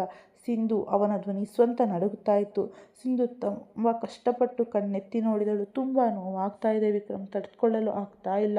ನನಗೆ ಅನಿಸುತ್ತೆ ನಾನು ಅವಳು ತನ್ನ ಮಾತನ್ನು ಪೂರ್ತಿಗೊಳಿಸುವ ಮುಂಚೆ ವಿಕ್ರಮ್ ತಕ್ಷಣ ಅವಳ ಮಾತನ್ನು ತಡೆದು ತನ್ನ ಬೆರಳುಗಳನ್ನು ಅವಳ ತುಟಿಯ ಮೇಲಿಟ್ಟ. ಅವನ ಕಣ್ಣಲ್ಲಿ ಆಗ ಬರೀ ನೀಟಾಗಿ ಕಾಣಿಸ್ತಾ ಇತ್ತು. ಆ ಥರ ಮಾತನಾಡಬೇಡ ಮುದ್ದು, ನಿನಗೆ ಏನೂ ಆಗಲ್ಲ, ನಾನಿದ್ದೀನಿ ಅಲ್ವಾ. ಅವನ ಧ್ವನಿ ಒಡೆದು ಹೋಗಿತ್ತು. ಅವನು ಒಂದು ಸೆಕೆಂಡ್ ಕೂಡ ವೇಸ್ಟ್ ಮಾಡದೆ ಸಿಂಧುನ ತನ್ನ ತೋಳಲ್ಲಿ ಎತ್ತಿಕೊಂಡ. ಸಿಂಧು ನೋವಿನಿಂದ ಅವನ ಎದೆಯೊಳಗೆ ಮುಖ ಮುಚ್ಚಿಕೊಂಡು ಸಣ್ಣದಾಗಿ ಅಳ್ಳಾರಂಭಿಸಿದಳು. ವಿಕ್ರಮ್ ಪೂರ್ತಿ ಓಡುತ್ತಾ ಹೊರಗೆ ಬಂದ ಮತ್ತು ಜೋರಾಗಿ ಹೇಳಿದ, ಕಾರ್ ರೆಡಿ ಮಾಡಿ ಬೇಗ, ಇವಾಗಲೇ. ಇಡೀ ಮನೆಯಲ್ಲಿ ಪೂರ್ತಿ ಗಾಬರಿಯ ವಾತಾವರಣ ಆವರಿಸಿತ್ತು. ಸಮರ್ ಹೆದರಿ ನೀಲಿಮಾ ಅಮ್ಮನ ಹತ್ತಿರ ಬಂದು ನಿಂತುಕೊಂಡ. ನೀಲಿಮಾ ಅಮ್ಮ ಅವನನ್ನು ಎದೆಗೆ ಗಟ್ಟಿಯಾಗಿ ಅಪ್ಪಿಕೊಂಡರು. ಆದರೆ ಅವರ ಕಣ್ಣಲ್ಲೂ ಪೂರ್ತಿ ಗಾಬರಿ ಇತ್ತು. ವಿಕ್ರಮ್ ಸಿಂಧುನ ಕರ್ಕೊಂಡು ಕಾರ್ ಹತ್ತಿರ ತಲುಪಿದ. ಅಷ್ಟರಲ್ಲೇ ನೀಲಿಮಾ ಅಮ್ಮ ಬೇಗನೆ ಅಂದರು, ಪುಟ್ಟ, ನೀನು ಸಿಂಧುನ ಕರ್ಕೊಂಡು ಹೊರಡು, ನಾವು ಇನ್ನೊಂದು ಕಾರ್ನಲ್ಲಿ ಮಾವನ ಜೊತೆ ಹಿಂದೆನೇ ಬರ್ತೀವಿ. ವಿಕ್ರಮ್ ಬರೀ ತಲೆ ಆಡಿಸಿದ. ಬಹುಶಃ ಆ ಟೈಮ್ನಲ್ಲಿ ಅವನಿಗೆ ಮಾತನಾಡುವ ಶಕ್ತಿ ಕೂಡ ಇರಲಿಲ್ಲ. ಅವನು ತುಂಬ ಜಾಗ್ರತೆಯಿಂದ ಸಿಂಧುನ ಬ್ಯಾಕ್ ಸೀಟ್ನಲ್ಲಿ ಕೂರಿಸಿ ತಾನು ಕೂಡ ಅವಳ ಪಕ್ಕದಲ್ಲಿ ಕುಳಿತುಕೊಂಡ. ಕಾರ್ ಮುಂದೆ ಹೋಗುತ್ತಿದ್ದಂತೆ ಸಿಂಧುಗೆ ನೋವು ಇನ್ನೂ ಜಾಸ್ತಿ ಆಯಿತು. ಅವಳ ಬೆರಳುಗಳು ವಿಕ್ರಮ್ ಶರ್ಟನ್ನು ಗಟ್ಟಿಯಾಗಿ ಹಿಡಿದುಕೊಂಡಿದ್ದವು. ಪ್ರತಿ ಬಾರಿ ನೋವು ಆದಾಗಲೂ ಅವಳ ಇಡೀ ಶರೀರ ನಡುಗುತ್ತಾ ಇತ್ತು. ವಿಕ್ರಮ್ ಮುಖ ಪೂರ್ತಿ ಬಿಳಿಚಿಕೊಂಡಿತ್ತು. ಅವನ ಕಣ್ಣಲ್ಲಿ ನೀರು ಕಂಟಿನ್ಯೂಸ್ ಆಗಿ ಜಾರ್ತಾ ಇತ್ತು. ಅವನು ಒಮ್ಮೆ ಅವಳ ಕೈಯನ್ನು ಉಜ್ಜುತ್ತಿದ್ದ, ಒಮ್ಮೆ ಅವಳ ಕಾಲುಗಳನ್ನು ಸವರುತ್ತಿದ್ದ, ಒಮ್ಮೆ ಅವಳ ಮುಖವನ್ನು ಮೇಲಿದ್ದ ಕೂದಲನ್ನು ಸರಿಸುತ್ತಿದ್ದ. ಇನ್ನು ಸ್ವಲ್ಪ ಹೊತ್ತು ಮುದ್ದು, ನಾವು ತಲುಪುತ್ತಾ ಇದ್ದೀವಿ, ಜಸ್ಟ್ ಸ್ವಲ್ಪ ಹೊತ್ತು. ಅವನ ಧ್ವನಿ ಎಷ್ಟು ಆತಂಕದಿಂದ ಇತ್ತು ಅಂದರೆ ಅದನ್ನು ಕೇಳಿದರೆ ಯಾರ ಕಣ್ಣಲ್ಲಾದರೂ ನೀರು ಬರ್ತಾ ಇತ್ತು. ಸಿಂಧು ನೋವಿನಿಂದ ಪ್ರತಿ ಸಾರಿ ಅವನ ಕಡೆ ನೋಡ್ತಾ ಇದ್ಲು ಮತ್ತು ಪ್ರತಿ ಸಲ ವಿಕ್ರಮ್ ಹೃದಯ ಒಡೆದು ಹೋದ ಹಾಗೆ ಆಗ್ತಾ ಇತ್ತು. ವಿಕ್ರಮ್ ತುಂಬ ನೋವು ಆಗ್ತಾ ಇದೆ, ಅವಳು ಅಳ್ತಾ ಇದ್ಲು. ವಿಕ್ರಮ್ ತಕ್ಷಣ ಅವಳ ಮುಖವನ್ನು ತನ್ನ ಕೈಯಲ್ಲಿ ತೆಗೆದುಕೊಂಡು ಐ ಆಮ್ ಸೋ ಸಾರಿ. ಅವನ ಕಣ್ಣಿಂದ ನೀರು ಹರಿತಾ ಇತ್ತು. ನನಗೆ ಒಂದು ವೇಳೆ ಗೊತ್ತಿದ್ದರೆ ನಿನಗೆ ಇಷ್ಟೊಂದು ತೊಂದರೆ ಆಗುತ್ತದೆ ಅಂತ ನಾನು ಯಾವತ್ತೂ ನಿನಗೆ ಇಷ್ಟೊಂದು ನೋವು ಅನುಭವಿಸಲು ಬಿಡುತ್ತಾನೇ ಇರಲಿಲ್ಲ. ಸಿಂಧು ಯಾವತ್ತೂ ಇಲ್ಲ. ಸಿಂಧು ನೋವಿನಲ್ಲೂ ಅವನನ್ನೇ ನೋಡ್ತಾ ಇದ್ಲು. ಆ ಟೈಮ್ನಲ್ಲೂ ವಿಕ್ರಮ್ಗೆ ಬರೀ ಅವಳ ತೊಂದರೆ ಮಾತ್ರ ಕಾಣಿಸ್ತಾ ಇತ್ತು. ಅವನು ಸ್ವಂತ ಒಳಗೆ ಒಡೆದು ಹೋಗ್ತಾ ಇದ್ದರು. ಅವಳನ್ನು ಸಂಭಾಳಿಸಲು ಟ್ರೈ ಮಾಡ್ತಾ ಇದ್ದ. ಅವನು ಸಿಂಧು ಹಣೆಗೆ ಪದೇ ಪದೇ ಮುತ್ತಿಟ್ಟು, ಜಸ್ಟ್ ನಮ್ಮ ಬೇಬಿ ಬರಲಿ, ಆಮೇಲೆ ನಾನು ನಿನಗೆ ಯಾವತ್ತೂ ನೋವಾಗಲು ಬಿಡಲ್ಲ, ಪಕ್ಕಾ ಪ್ರಾಮಿಸ್. ಅವನ ಧ್ವನಿ ಪೂರ್ತಿ ಗದ್ಗದಿತವಾಗಿತ್ತು. ಸಿಂಧು ನೋವಿನಿಂದ ನಡುಗುತ್ತಾ ಅವನ ಕೈಯನ್ನು ಗಟ್ಟಿಯಾಗಿ ಹಿಡಿದುಕೊಂಡಳು. ಬಹುಶಃ ಅವಳು ಬರೀ ಅವನ ಆಸರೆಯಲ್ಲೇ ತನ್ನನ್ನು ತಾನು ಸಂಭಾಳಿಸಿಕೊಳ್ಳುತ್ತಾ ಇದ್ದಳು. ಇತ್ತ ವಿಕ್ರಮ್ ದಾರಿಯಲ್ಲಿ ಡಾಕ್ಟರ್ಗೆ ಫೋನ್ ಮಾಡಿದ್ದ. ಅದಕ್ಕೆ ಹಾಸ್ಪಿಟಲ್ ತಲುಪಿದ ತಕ್ಷಣ ಎಲ್ಲ ಪ್ರಿಪ್ರೇಷನ್ ಆಗಲೇ ಆಗಿತ್ತು. ಕಾರ್ ನಿಲ್ಲುತ್ತಿದ್ದಂತೆ ಡಾಕ್ಟರ್ ಮತ್ತು ನರ್ಸ್ಗಳು ಸ್ಟ್ರೆಚರ್ಸ್ ತೆಗೆದುಕೊಂಡು ಹೊರಗೆ ನಿಂತಿದ್ದರು. ಆದರೆ ವಿಕ್ರಮ್ ಯಾರನ್ನ ಸಿಂಧುನ ಮುಟ್ಟಲು ಕೂಡ ಬಿಡಲಿಲ್ಲ. ಅವನು ಸ್ವಂತ ಅವಳನ್ನು ತನ್ನ ತೋಳುಗಳಲ್ಲಿ ಎತ್ತುಕೊಂಡು ಒಳಗಡೆ ಹೋದ. ಅವನ ಮುಖದಲ್ಲಿದ್ದ ಆ ಗಾಬರಿ ನೋಡಿ ಡಾಕ್ಟರ್ ಕೂಡ ಸ್ವಲ್ಪ ಮೃದುವಾಗಿ ಅಂದರು, ಮಿಸ್ಟರ್ ಹೆಗಡೆ, ರಿಲ್ಯಾಕ್ಸ್, ಎಲ್ಲ ಸರಿ ಹೋಗುತ್ತದೆ. ಆದರೆ ವಿಕ್ರಮ್ಗೆ ಏನೂ ಕೇಳಿಸ್ತಾ ಇರಲಿಲ್ಲ. ಅವನ ದೃಷ್ಟಿ ಬರೀ ಸಿಂಧು ಮೇಲೆಯೇ ಇತ್ತು. ಅವಳು ನೋವಿನಿಂದ ಕಂಟಿನ್ಯೂಸ್ ಆಗಿ ಮುಳುಗುತ್ತಾ ಇದ್ದಳು. ಡಾಕ್ಟರ್ ಅವಳನ್ನು ಒಳಗಡೆ ಕರ್ಕೊಂಡು ಹೋಗಲು ಶುರು ಮಾಡಿದರು. ಆದರೆ ಸಿಂಧು ವಿಕ್ರಮ್ ಕೈಯನ್ನು ಇನ್ನೂ ಗಟ್ಟಿಯಾಗಿ ಹಿಡಿದುಕೊಂಡಳು. ಹೋಗಬೇಡಿ. ಅವಳ ಧ್ವನಿ ಎಷ್ಟು ವೀಕ್ ಆಗಿತ್ತು ಮತ್ತು ಹೆದರಿಕೆ ಇತ್ತು ಅಂದರೆ ಅದು ವಿಕ್ರಮ್ ಹೃದಯವನ್ನು ಸೀಳಿಬಿಟ್ಟ ಹಾಗೆ ಆಯಿತು. ಅವನು ತಕ್ಷಣ ಅವಳ ಹತ್ತಿರ ಬಾಗಿದ. ನಾನು ಎಲ್ಲೂ ಹೋಗ್ತಾ ಇಲ್ಲ ಮುದ್ದು, ನಾನು ಇಲ್ಲೇ ಇದ್ದೀನಿ. ಡಾಕ್ಟರ್ ಒಂದು ಕ್ಷಣ ಅವರನ್ನು ನೋಡಿದರು. ಆಮೇಲೆ ಅಂದರು, ಪೇಷಂಟ್ ಬಯಸಿದರೆ ನೀವು ಒಳಗಡೆ ಬರಬಹುದು ಮಿಸ್ಟರ್ ಹೆಗಡೆ, ಆದರೆ ನಿಮ್ಮನ್ನು ನೀವು ಸಂಭಾಳಿಸಿಕೊಳ್ಳಬೇಕು. ವಿಕ್ರಮ್ ಯೋಚನೆ ಮಾಡದೆ ತಕ್ಷಣ ತಲೆ ಆಡಿಸಿದ. ಹೊರಗೆ ಅಷ್ಟರಲ್ಲೇ ನೀಲಿಮಾ ಅಮ್ಮ, ಅನುಪಮ ಅಮ್ಮ ಮತ್ತು ಆನಂದರಾವ್ ಮಾವ ಕೂಡ ಹಾಸ್ಪಿಟಲ್ ತಲುಪಿದ್ದರು. ಮೂವರ ಮುಖದಲ್ಲೂ ಸ್ಪಷ್ಟವಾಗಿ ಗಾಬರಿ ಇತ್ತು. ಆದರೆ ಒಳಗಡೆ ಈ ಟೈಮ್ನಲ್ಲಿ ಒಂದು ಬೇರೆಯದ್ದೇ ಜಗತ್ತು ನಡೀತಾ ಇತ್ತು. ಡಾಕ್ಟರ್ ಸಿಂಧುನ ಲೇಬರ್ ರೂಮ್ಗೆ ಕರ್ಕೊಂಡು ಹೋದರು. ವಿಕ್ರಮ್ ಅವಳ ಜೊತೆ ಒಳಗಡೆ ಹೋದ. ಅವನು ಮೊದಲ ಬಾರಿಗೆ ಒಬ್ಬ ತಾಯಿ ಇಷ್ಟೊಂದು ನೋವಿನಿಂದ ಹೋಗುವುದನ್ನು ಇಷ್ಟು ಹತ್ತಿರದಿಂದ ನೋಡ್ತಾ ಇದ್ದ. ಸಿಂಧು ಮುಖ ನೋವಿನಿಂದ ಪೂರ್ತಿ ಕೆಂಪಾಗಿತ್ತು. ಅವಳ ಉಸಿರಾಟ ಪೂರ್ತಿ ಏರುಪೇರಾಗಿತ್ತು. ಪ್ರತಿ ಬಾರಿ ನೋವು ಬಂದಾಗಲೂ ಅವಳು ವಿಕ್ರಮ್ ಕೈಯನ್ನು ಎಷ್ಟು ಗಟ್ಟಿಯಾಗಿ ಹಿಡಿತಾ ಇದ್ದಳು ಅಂದರೆ ಅವಳ ಬೆರಳುಗಳು ಕೂಡ ಕೆಂಪಾಗಿದ್ದವು. ಆದರೆ ವಿಕ್ರಮ್ಗೆ ಅದರ ನೋವೇ ಅನ್ನಿಸ್ತಾ ಇರಲಿಲ್ಲ. ಅವನ ಕಣ್ಣಿನಿಂದ ಕಂಟಿನ್ಯೂಸ್ ಆಗಿ ನೀರು ಹರಿತಾ ಇತ್ತು. ಅವನು ಪದೇ ಪದೇ ಅವಳ ಹಣೆಗೆ ಮುತ್ತಿಡುತ್ತಾ ಇದ್ದ. ಜಸ್ಟ್ ಸ್ವಲ್ಪ ಹೊತ್ತು ಪ್ಲೀಸ್ ಮುದ್ದು, ಜಸ್ಟ್ ಸ್ವಲ್ಪ ಹೊತ್ತು. ಅವನ ಧ್ವನಿ ಸ್ವಂತ ನಡುಗ್ತಾ ಇತ್ತು. ಆ ಕ್ಷಣದಲ್ಲಿ ಬಹುಶಃ ಮೊದಲ ಬಾರಿಗೆ ಅವನಿಗೆ ರಿಯಲೈಸ್ ಆಯಿತು, ಒಬ್ಬ ಹೆಣ್ಣು ಒಂದು ಮಗುವಿಗೆ ಜನ್ಮ ಕೊಡಲು ಎಷ್ಟು ನೋವು ಅನುಭವಿಸುತ್ತಾಳೆ ಅಂತ. ಅವನು ಸಿಂಧುನ ಈ ಸ್ಥಿತಿಯಲ್ಲಿ ನೋಡಿ ಒಳಗಿನಿಂದ ಪೂರ್ತಿ ಒಡೆದು ಹೋಗ್ತಾ ಇದ್ದ. ಅವನಿಗೆ ಅನಿಸ್ತಾ ಇತ್ತು, ಈ ನೋವನ್ನು ತಾನೇ ತನ್ನ ಒಳಗಡೆ ತೆಗೆದುಕೊಂಡು ಬಿಡಬಾರದೆ ಅಂತ. ಡಾಕ್ಟರ್ ಪದೇ ಪದೇ ಅವನನ್ನು ಸಂಭಾಳಿಸುತ್ತಿದ್ದರು. ಆದರೆ ಅವನ ದೃಷ್ಟಿ ಬರೀ ಸಿಂಧು ಮೇಲೆಯೇ ಇತ್ತು. ಸಿಂಧು ನೋವಿನಲ್ಲಿ ಪ್ರತಿ ಸಲ ಅವನ ಹೆಸರು ಕೂಗ್ತಾ ಇದ್ಲು ಮತ್ತು ಪ್ರತಿ ಸಲ ವಿಕ್ರಮ್ ಹೃದಯ ಸೀಳಿ ಹೋದ ಹಾಗೆ ಆಗ್ತಾ ಇತ್ತು. ಅವನು ಅವಳ ಕೈಯನ್ನು ತನ್ನ ಹಣೆಗೆ ಹಚ್ಚಿಕೊಂಡು, ನಾನು ಇಲ್ಲೇ ಇದ್ದೇನೆ, ಎಲ್ಲೂ ಹೋಗ್ತಾ ಇಲ್ಲ. ಅವನ ಧ್ವನಿ ಕಣ್ಣೀರಿನಲ್ಲಿ ಮುಳುಗಿ ಹೋಗಿತ್ತು. ಹೊರಗೆ ಇಡೀ ಫ್ಯಾಮಿಲಿ ಆತಂಕದಿಂದ ವೇಟ್ ಮಾಡ್ತಾ ಇತ್ತು ಮತ್ತು ಒಳಗಡೆ ವಿಕ್ರಮ್ ಮೊದಲ ಬಾರಿಗೆ ಲೈಫ್ನಲ್ಲಿ ಅತ್ಯಂತ ಸುಂದರ ಮತ್ತು ಅಷ್ಟೇ ನೋವಿನಿಂದ ಇರೋ ಸತ್ಯವನ್ನು ತನ್ನ ಕಣ್ಣಾರೆ ನೋಡ್ತಾ ಇದ್ದ. ಒಬ್ಬ ತಾಯಿಯ ಜನ್ಮ, ಅಷ್ಟರಲ್ಲಿ ನೋವಿನ ಒಂದು ದೊಡ್ಡ ಅಲೆ ಸಿಂಧು ಇಡೀ ಶರೀರದಲ್ಲಿ ಹರಿಯಿತು. ಅವಳು ಬೆಡ್ಶೀಟನ್ನು ತನ್ನ ಮುಷ್ಟಿಯಲ್ಲಿ ಎಷ್ಟು ಗಟ್ಟಿಯಾಗಿ ಹಿಡಿದಿದ್ದಳು ಅಂದರೆ ಅವಳ ಬೆರಳುಗಳು ಬಿಳಿಯಾಗಿ ಬಿಟ್ಟಿದ್ದವು. ಅವಳ ಬಾಯಿಂದ ಒಂದು ದೊಡ್ಡ ನೋವಿನ ಕಿರುಚಾಟ ಬಂತು ಮತ್ತು ವಿಕ್ರಮ್ ಹೃದಯ ಅದೇ ಕ್ಷಣದಲ್ಲಿ ಒಡೆದು ಹೋಯಿತು. ಅವನು ಒಂದು ಸೆಕೆಂಡ್ ಕೂಡ ಇನ್ನೂ ಅವಳನ್ನು ಆ ಸ್ಥಿತಿಯಲ್ಲಿ ನೋಡಲು ಸಾಧ್ಯವಾಗಲೇ ಇಲ್ಲ. ಅವನ ಕಣ್ಣುಗಳು ಪೂರ್ತಿ ತುಂಬಿ ಬಂದವು. ಡಾಕ್ಟರ್ ಅವನಿಗೆ ಸ್ವಲ್ಪ ಹಿಂದೆ ಸರಿಯಲು ಹೇಳಿದ ತಕ್ಷಣ ಅವನು ತತ್ತರಿಸುವ ಹೆಜ್ಜೆಗಳಿಂದ ಹೊರಗಡೆ ಬಂದು ಬಿಟ್ಟ. ಲೇಬರ್ ರೂಮ್ ಬಾಗಿಲು ಕ್ಲೋಸ್ ಆಗುತ್ತಿದ್ದಂತೆ ವಿಕ್ರಮ್ ಉಸಿರಾಟವೇ ನಿಂತು ಹೋದ ಹಾಗೆ ಆಯಿತು. ಹೊರಗೆ ಬರುತ್ತಿದ್ದಂತೆ ಅವನು ಸೀದಾ ಹೋಗಿ ನೀಲಿಮಾ ಅಮ್ಮನನ್ನು ಗಟ್ಟಿಯಾಗಿ ಹಿಡಿದುಕೊಂಡ ಮತ್ತು ಮರುಕ್ಷಣವೇ ಅವರ ಕುತ್ತಿಗೆಗೆ ಒರಗಿ ಜೋರಾಗಿ ಅಳಲು ಶುರು ಮಾಡಿದ. ಅವನ ಇಡೀ ಶರೀರ ನಡುಗುತ್ತಾ ಇತ್ತು. ಅಮ್ಮ, ಅವನ ಧ್ವನಿ ಒಡೆದು ಹೋಗಿತ್ತು. ತುಂಬ ನೋವಾಗ್ತಿದೆ ಅವಳಿಗೆ, ತುಂಬಾ ಜಾಸ್ತಿ ನೋವಾಗ್ತಾ ಇದೆ. ಅವಳಿಗೆ ಏನೂ ಆಗಲ್ಲ ತಾನೆ? ನೀಲಿಮಾ ಅಮ್ಮ ಕಣ್ಣಲ್ಲೂ ನೀರಿತ್ತು. ಆದರೆ ಅವರು ತಮ್ಮನ್ನು ತಾವು ಸಂಭಾಳಿಸಿಕೊಂಡು ತಕ್ಷಣ ಅವನ ತಲೆಯನ್ನು ಸವರಿದರು. ಇಲ್ಲ ನನ್ನ ಮಗನೇ, ನನ್ನ ಸಿಂಧುಗೆ ಏನೂ ಆಗಲ್ಲ, ಜಸ್ಟ್ ಸ್ವಲ್ಪ ಹೊತ್ತು ಮಾತು ಅಷ್ಟೇ, ಆಮೇಲೆ ನಿನ್ನ ಕೈಯಲ್ಲಿ ನಿನ್ನ ಪುಟ್ಟ ಜೀವ ಇರುತ್ತದೆ. ಆದರೆ ವಿಕ್ರಮ್ಗೆ ತನ್ನನ್ನು ತಾನು ಸಂಭಾಳಿಸಿಕೊಳ್ಳಲು ಆಗ್ತಾ ಇರಲಿಲ್ಲ. ಅವನ ಕಣ್ಣಿಂದ ಕಂಟಿನ್ಯೂಸ್ ಆಗಿ ನೀರು ಹರಿತಾ ಇತ್ತು. ಅಮ್ಮ, ಅವನು ಪುಟ್ಟ ಮಗುವಿನ ಥರ ಅಳ್ತಾ ಇದ್ದ. ಅವಳು ಇದೆಲ್ಲವನ್ನ ಅವತ್ತು ಒಬ್ಬಳೇ ಹೇಗೆ ತಡೆದುಕೊಂಡಿದ್ದಾಳು? ಹೇಗೆ? ಅವನ ಉಸಿರಾಟ ನಿಂತು ಹೋಗ್ತಾ ಇತ್ತು. ಸಮರ್ ಹುಟ್ಟುವಾಗ ಅವಳ ಹತ್ತಿರ ಯಾರೂ ಇರಲಿಲ್ಲ ಅಮ್ಮ. ಅವನ ಕಣ್ಣುಗಳು ಪೂರ್ತಿ ಖಾಲಿಯಾಗಿದ್ದವು. ಅನುಪಮ ಅಮ್ಮ, ನೀವು ನನ್ನ ಸಿಂಧುಗೆ ಹೇಗೆ ನೋಡ್ಕೊಂಡ್ರಿ? ನನ್ನ ಸಿಂಧು ಇಷ್ಟೊಂದು ನೋವನ್ನು ಒಬ್ಬಳೇ ಹೇಗೆ ತಡ್ಕೊಂಡ್ಳು? ಅನುಪಮ ಅಮ್ಮನ ಕಣ್ಣಲ್ಲೂ ನೀರು ಬಂತು. ಅವರು ಮುಂದೆ ಬಂದು ಅವನ ತಲೆ ಸವರಿಸಿ, ನನ್ನನ್ನು ಕ್ಷಮಿಸಿಬಿಡಿ ಅಮ್ಮ. ಅವಳ ಜೊತೆ ನಾನು ಇರಬೇಕಾದಾಗ ನಾನು ಇರಲಿಲ್ಲ. ನನ್ನನ್ನು ಕ್ಷಮಿಸಿಬಿಡಿ. ಕ್ಷಮೆ ಕೇಳಬೇಡ ನನ್ನ ಮಗನೇ. ಅವರ ಧ್ವನಿ ತುಂಬ ಮೃದುವಾಗಿತ್ತು. ಇದರಲ್ಲಿ ನಿನ್ನದ್ದೇನೂ ತಪ್ಪಿರಲಿಲ್ಲ. ಆಗಿರೋದು ಆಗಿ ಹೋಗಿದೆ. ಈಗ ಅದನ್ನು ನೆನಪು ಮಾಡಿಕೊಳ್ಳಬೇಡ. ಇನ್ಮೇಲೆ ಬರೀ ಅವಳ ಖುಷಿಯನ್ನು ನೋಡು. ಆದರೆ ವಿಕ್ರಮ್ಗೆ ತನ್ನನ್ನು ತಾನು ತಡೆಯಲು ಆಗ್ತಾ ಇರಲಿಲ್ಲ. ಅವನಿಗೆ ಪ್ರತಿ ಕ್ಷಣ ಬರೀ ಇದೇ ಫೀಲ್ ಆಗ್ತಾ ಇತ್ತು, ತನ್ನ ಸಿಂಧು ನೋವಿನಲ್ಲಿದ್ದಾಳೆ ಮತ್ತು ತಾನು ಏನೂ ಮಾಡಲು ಆಗ್ತಾ ಇಲ್ಲ ಅಂತ. ಅಷ್ಟರಲ್ಲೇ ಲೇಬರ್ ರೂಮ್ ಓಪನ್ ಆಯಿತು ಮತ್ತು ಒಬ್ಬ ನರ್ಸ್ ಬೇಗನೆ ಹೊರಗೆ ಬಂದರು. ಎಲ್ಲರ ಉಸಿರು ನಿಂತು ಹೋದ ಹಾಗೆ ಇತ್ತು. ಮಿಸ್ಟರ್ ಹೆಗಡೆ, ನರ್ಸ್ ಅಂದರು, ಪೇಷಂಟ್ ನಿಮ್ಮನ್ನು ಕರೀತಾ ಇದ್ದಾರೆ. ಎಲ್ಲರೂ ಒಂದೇ ಸಾರಿ ಗಾಬರಿಯಾದರು. ನೀಲಿಮಾಮ ಬೇಗನೆ ಕೇಳಿದರು, ಏನಾಯಿತು ಬೇಬಿ? ನರ್ಸ್ ಸಣ್ಣದಾಗಿ ಮುಗುಳ್ನಗುತ್ತಾ ಅಂದರು, ಇವಾಗ ನಾವು ಏನು ಹೇಳುವ ಹಾಗಿಲ್ಲ, ಆದರೆ ಪೇಷಂಟ್ ನಿಮ್ಮನ್ನು ಕರೀತಾ ಇದ್ದಾರೆ. ಬರೀ ಇಷ್ಟು ಹೇಳಿದ್ದಕ್ಕೆ ಎಲ್ಲರ ಹಾರ್ಟ್ ಬೀಟ್ ಇನ್ನೂ ಜಾಸ್ತಿ ಆಯಿತು. ವಿಕ್ರಮ್ ಏನು ಯೋಚಿಸದೆ ತಕ್ಷಣ ಒಳಗಡೆ ಹೋದ. ಅವನ ಹೆಜ್ಜೆಗಳು ನಡುಗುತ್ತಾ ಇದ್ದವು. ಅವನು ಒಳಗಡೆ ತಲುಪುತ್ತಿದ್ದಂತೆ ಅವನ ದೃಷ್ಟಿ ಸಿಂಧು ಮೇಲೆ ಹೋಯಿತು. ಅಷ್ಟೊಂದು ನೋವು ಮತ್ತು ಆಯಾಸ ಇದ್ದರೂ ಅವಳ ಮುಖದಲ್ಲಿ ಒಂದು ಸಣ್ಣ ಮುಗುಳ್ನಗು ಇತ್ತು. ಕಣ್ಣಿನ ತುದಿಯಲ್ಲಿ ನೀರು ನಿಂತಿತ್ತು. ಆದರೆ ಆ ಕಣ್ಣಲ್ಲಿ ಇವತ್ತು ಒಂದು ವಿಚಿತ್ರವಾದ ಹೊಳಪಿತ್ತು.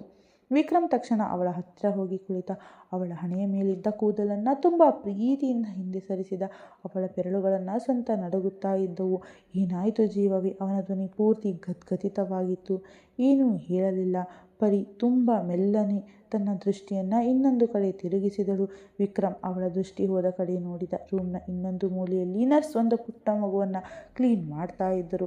ವಿಕ್ರಮ್ಗೆ ಕೆಲವು ಸೆಕೆಂಡ್ ಏನೂ ಅರ್ಥವೇ ಆಗಲಿಲ್ಲ. ಆಮೇಲೆ ಸಿಂಧು ತುಂಬ ಕಷ್ಟಪಟ್ಟು ತನ್ನ ನಡುಗುವ ಕೈಗಳಿಂದ ಸಣ್ಣದಾಗಿ ಸನ್ನೆ ಮಾಡಿದಳು.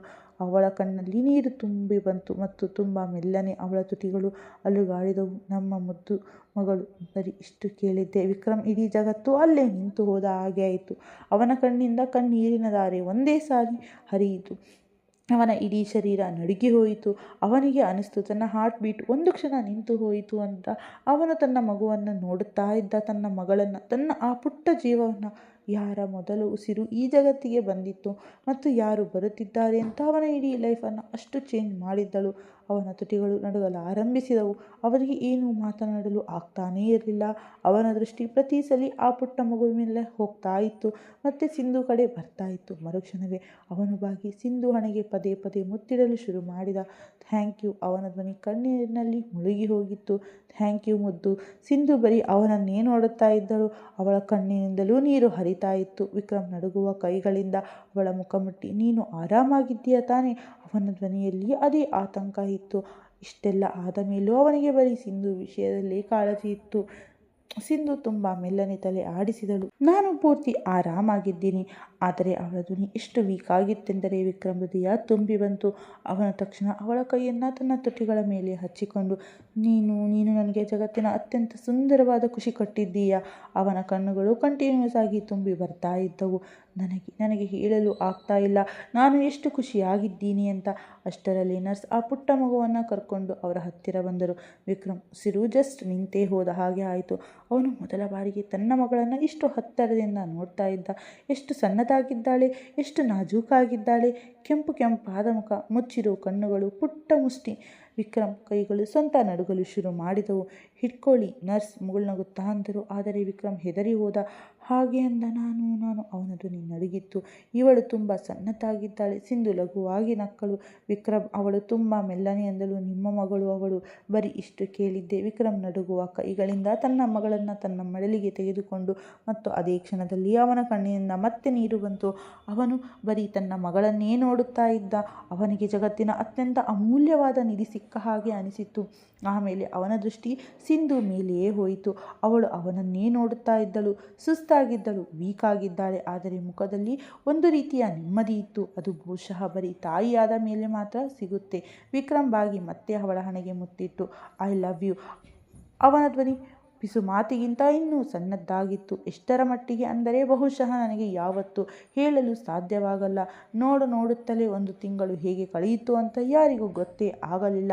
ಹೆಗಡೆ ಮ್ಯಾನ್ಷನ್ನಲ್ಲಿ ಕಳೆದ 1 ತಿಂಗಳಿನಿಂದ ಖುಷಿಗಳು ತನ್ನ ಕಾಯಂ ಮನೆ ಮಾಡಿಕೊಂಡಿದ್ದವು. ಪ್ರತಿ ತಿಂಗಳು ಮುಂಜಾನೆ ಬೇಬಿ ಪುಟ್ಟ ಸದ್ದಿನಿಂದ ಶುರುವಾಗ್ತಾ ಇತ್ತು ಮತ್ತು ಪ್ರತಿ ರಾತ್ರಿ ವಿಕ್ರಮ್ ತನ್ನ 2 ತೋಳುಗಳಲ್ಲಿ ತನ್ನ ಇಡೀ ಜಗತ್ತನ್ನು ಅಪ್ಪಿಕೊಂಡು ಮುಗಿಸ್ತಾ ಇದ್ದ. ಇವತ್ತು ಇಡೀ ಮನೆಯಲ್ಲಿ ಮತ್ತೆ ಲೈಟ್ಸ್ನಿಂದ ಜಗಮಗಿಸುತ್ತಾ ಇತ್ತು. ಪ್ರತಿಯೊಂದು ಮೂಲೆಯಲ್ಲೂ ಬಿಳಿ ಮತ್ತು ಗುಲಾಬಿ ಬಣ್ಣದ ಹೂಗಳಿಂದ ಡೆಕೋರೇಟ್ ಮಾಡಲಾಗಿತ್ತು.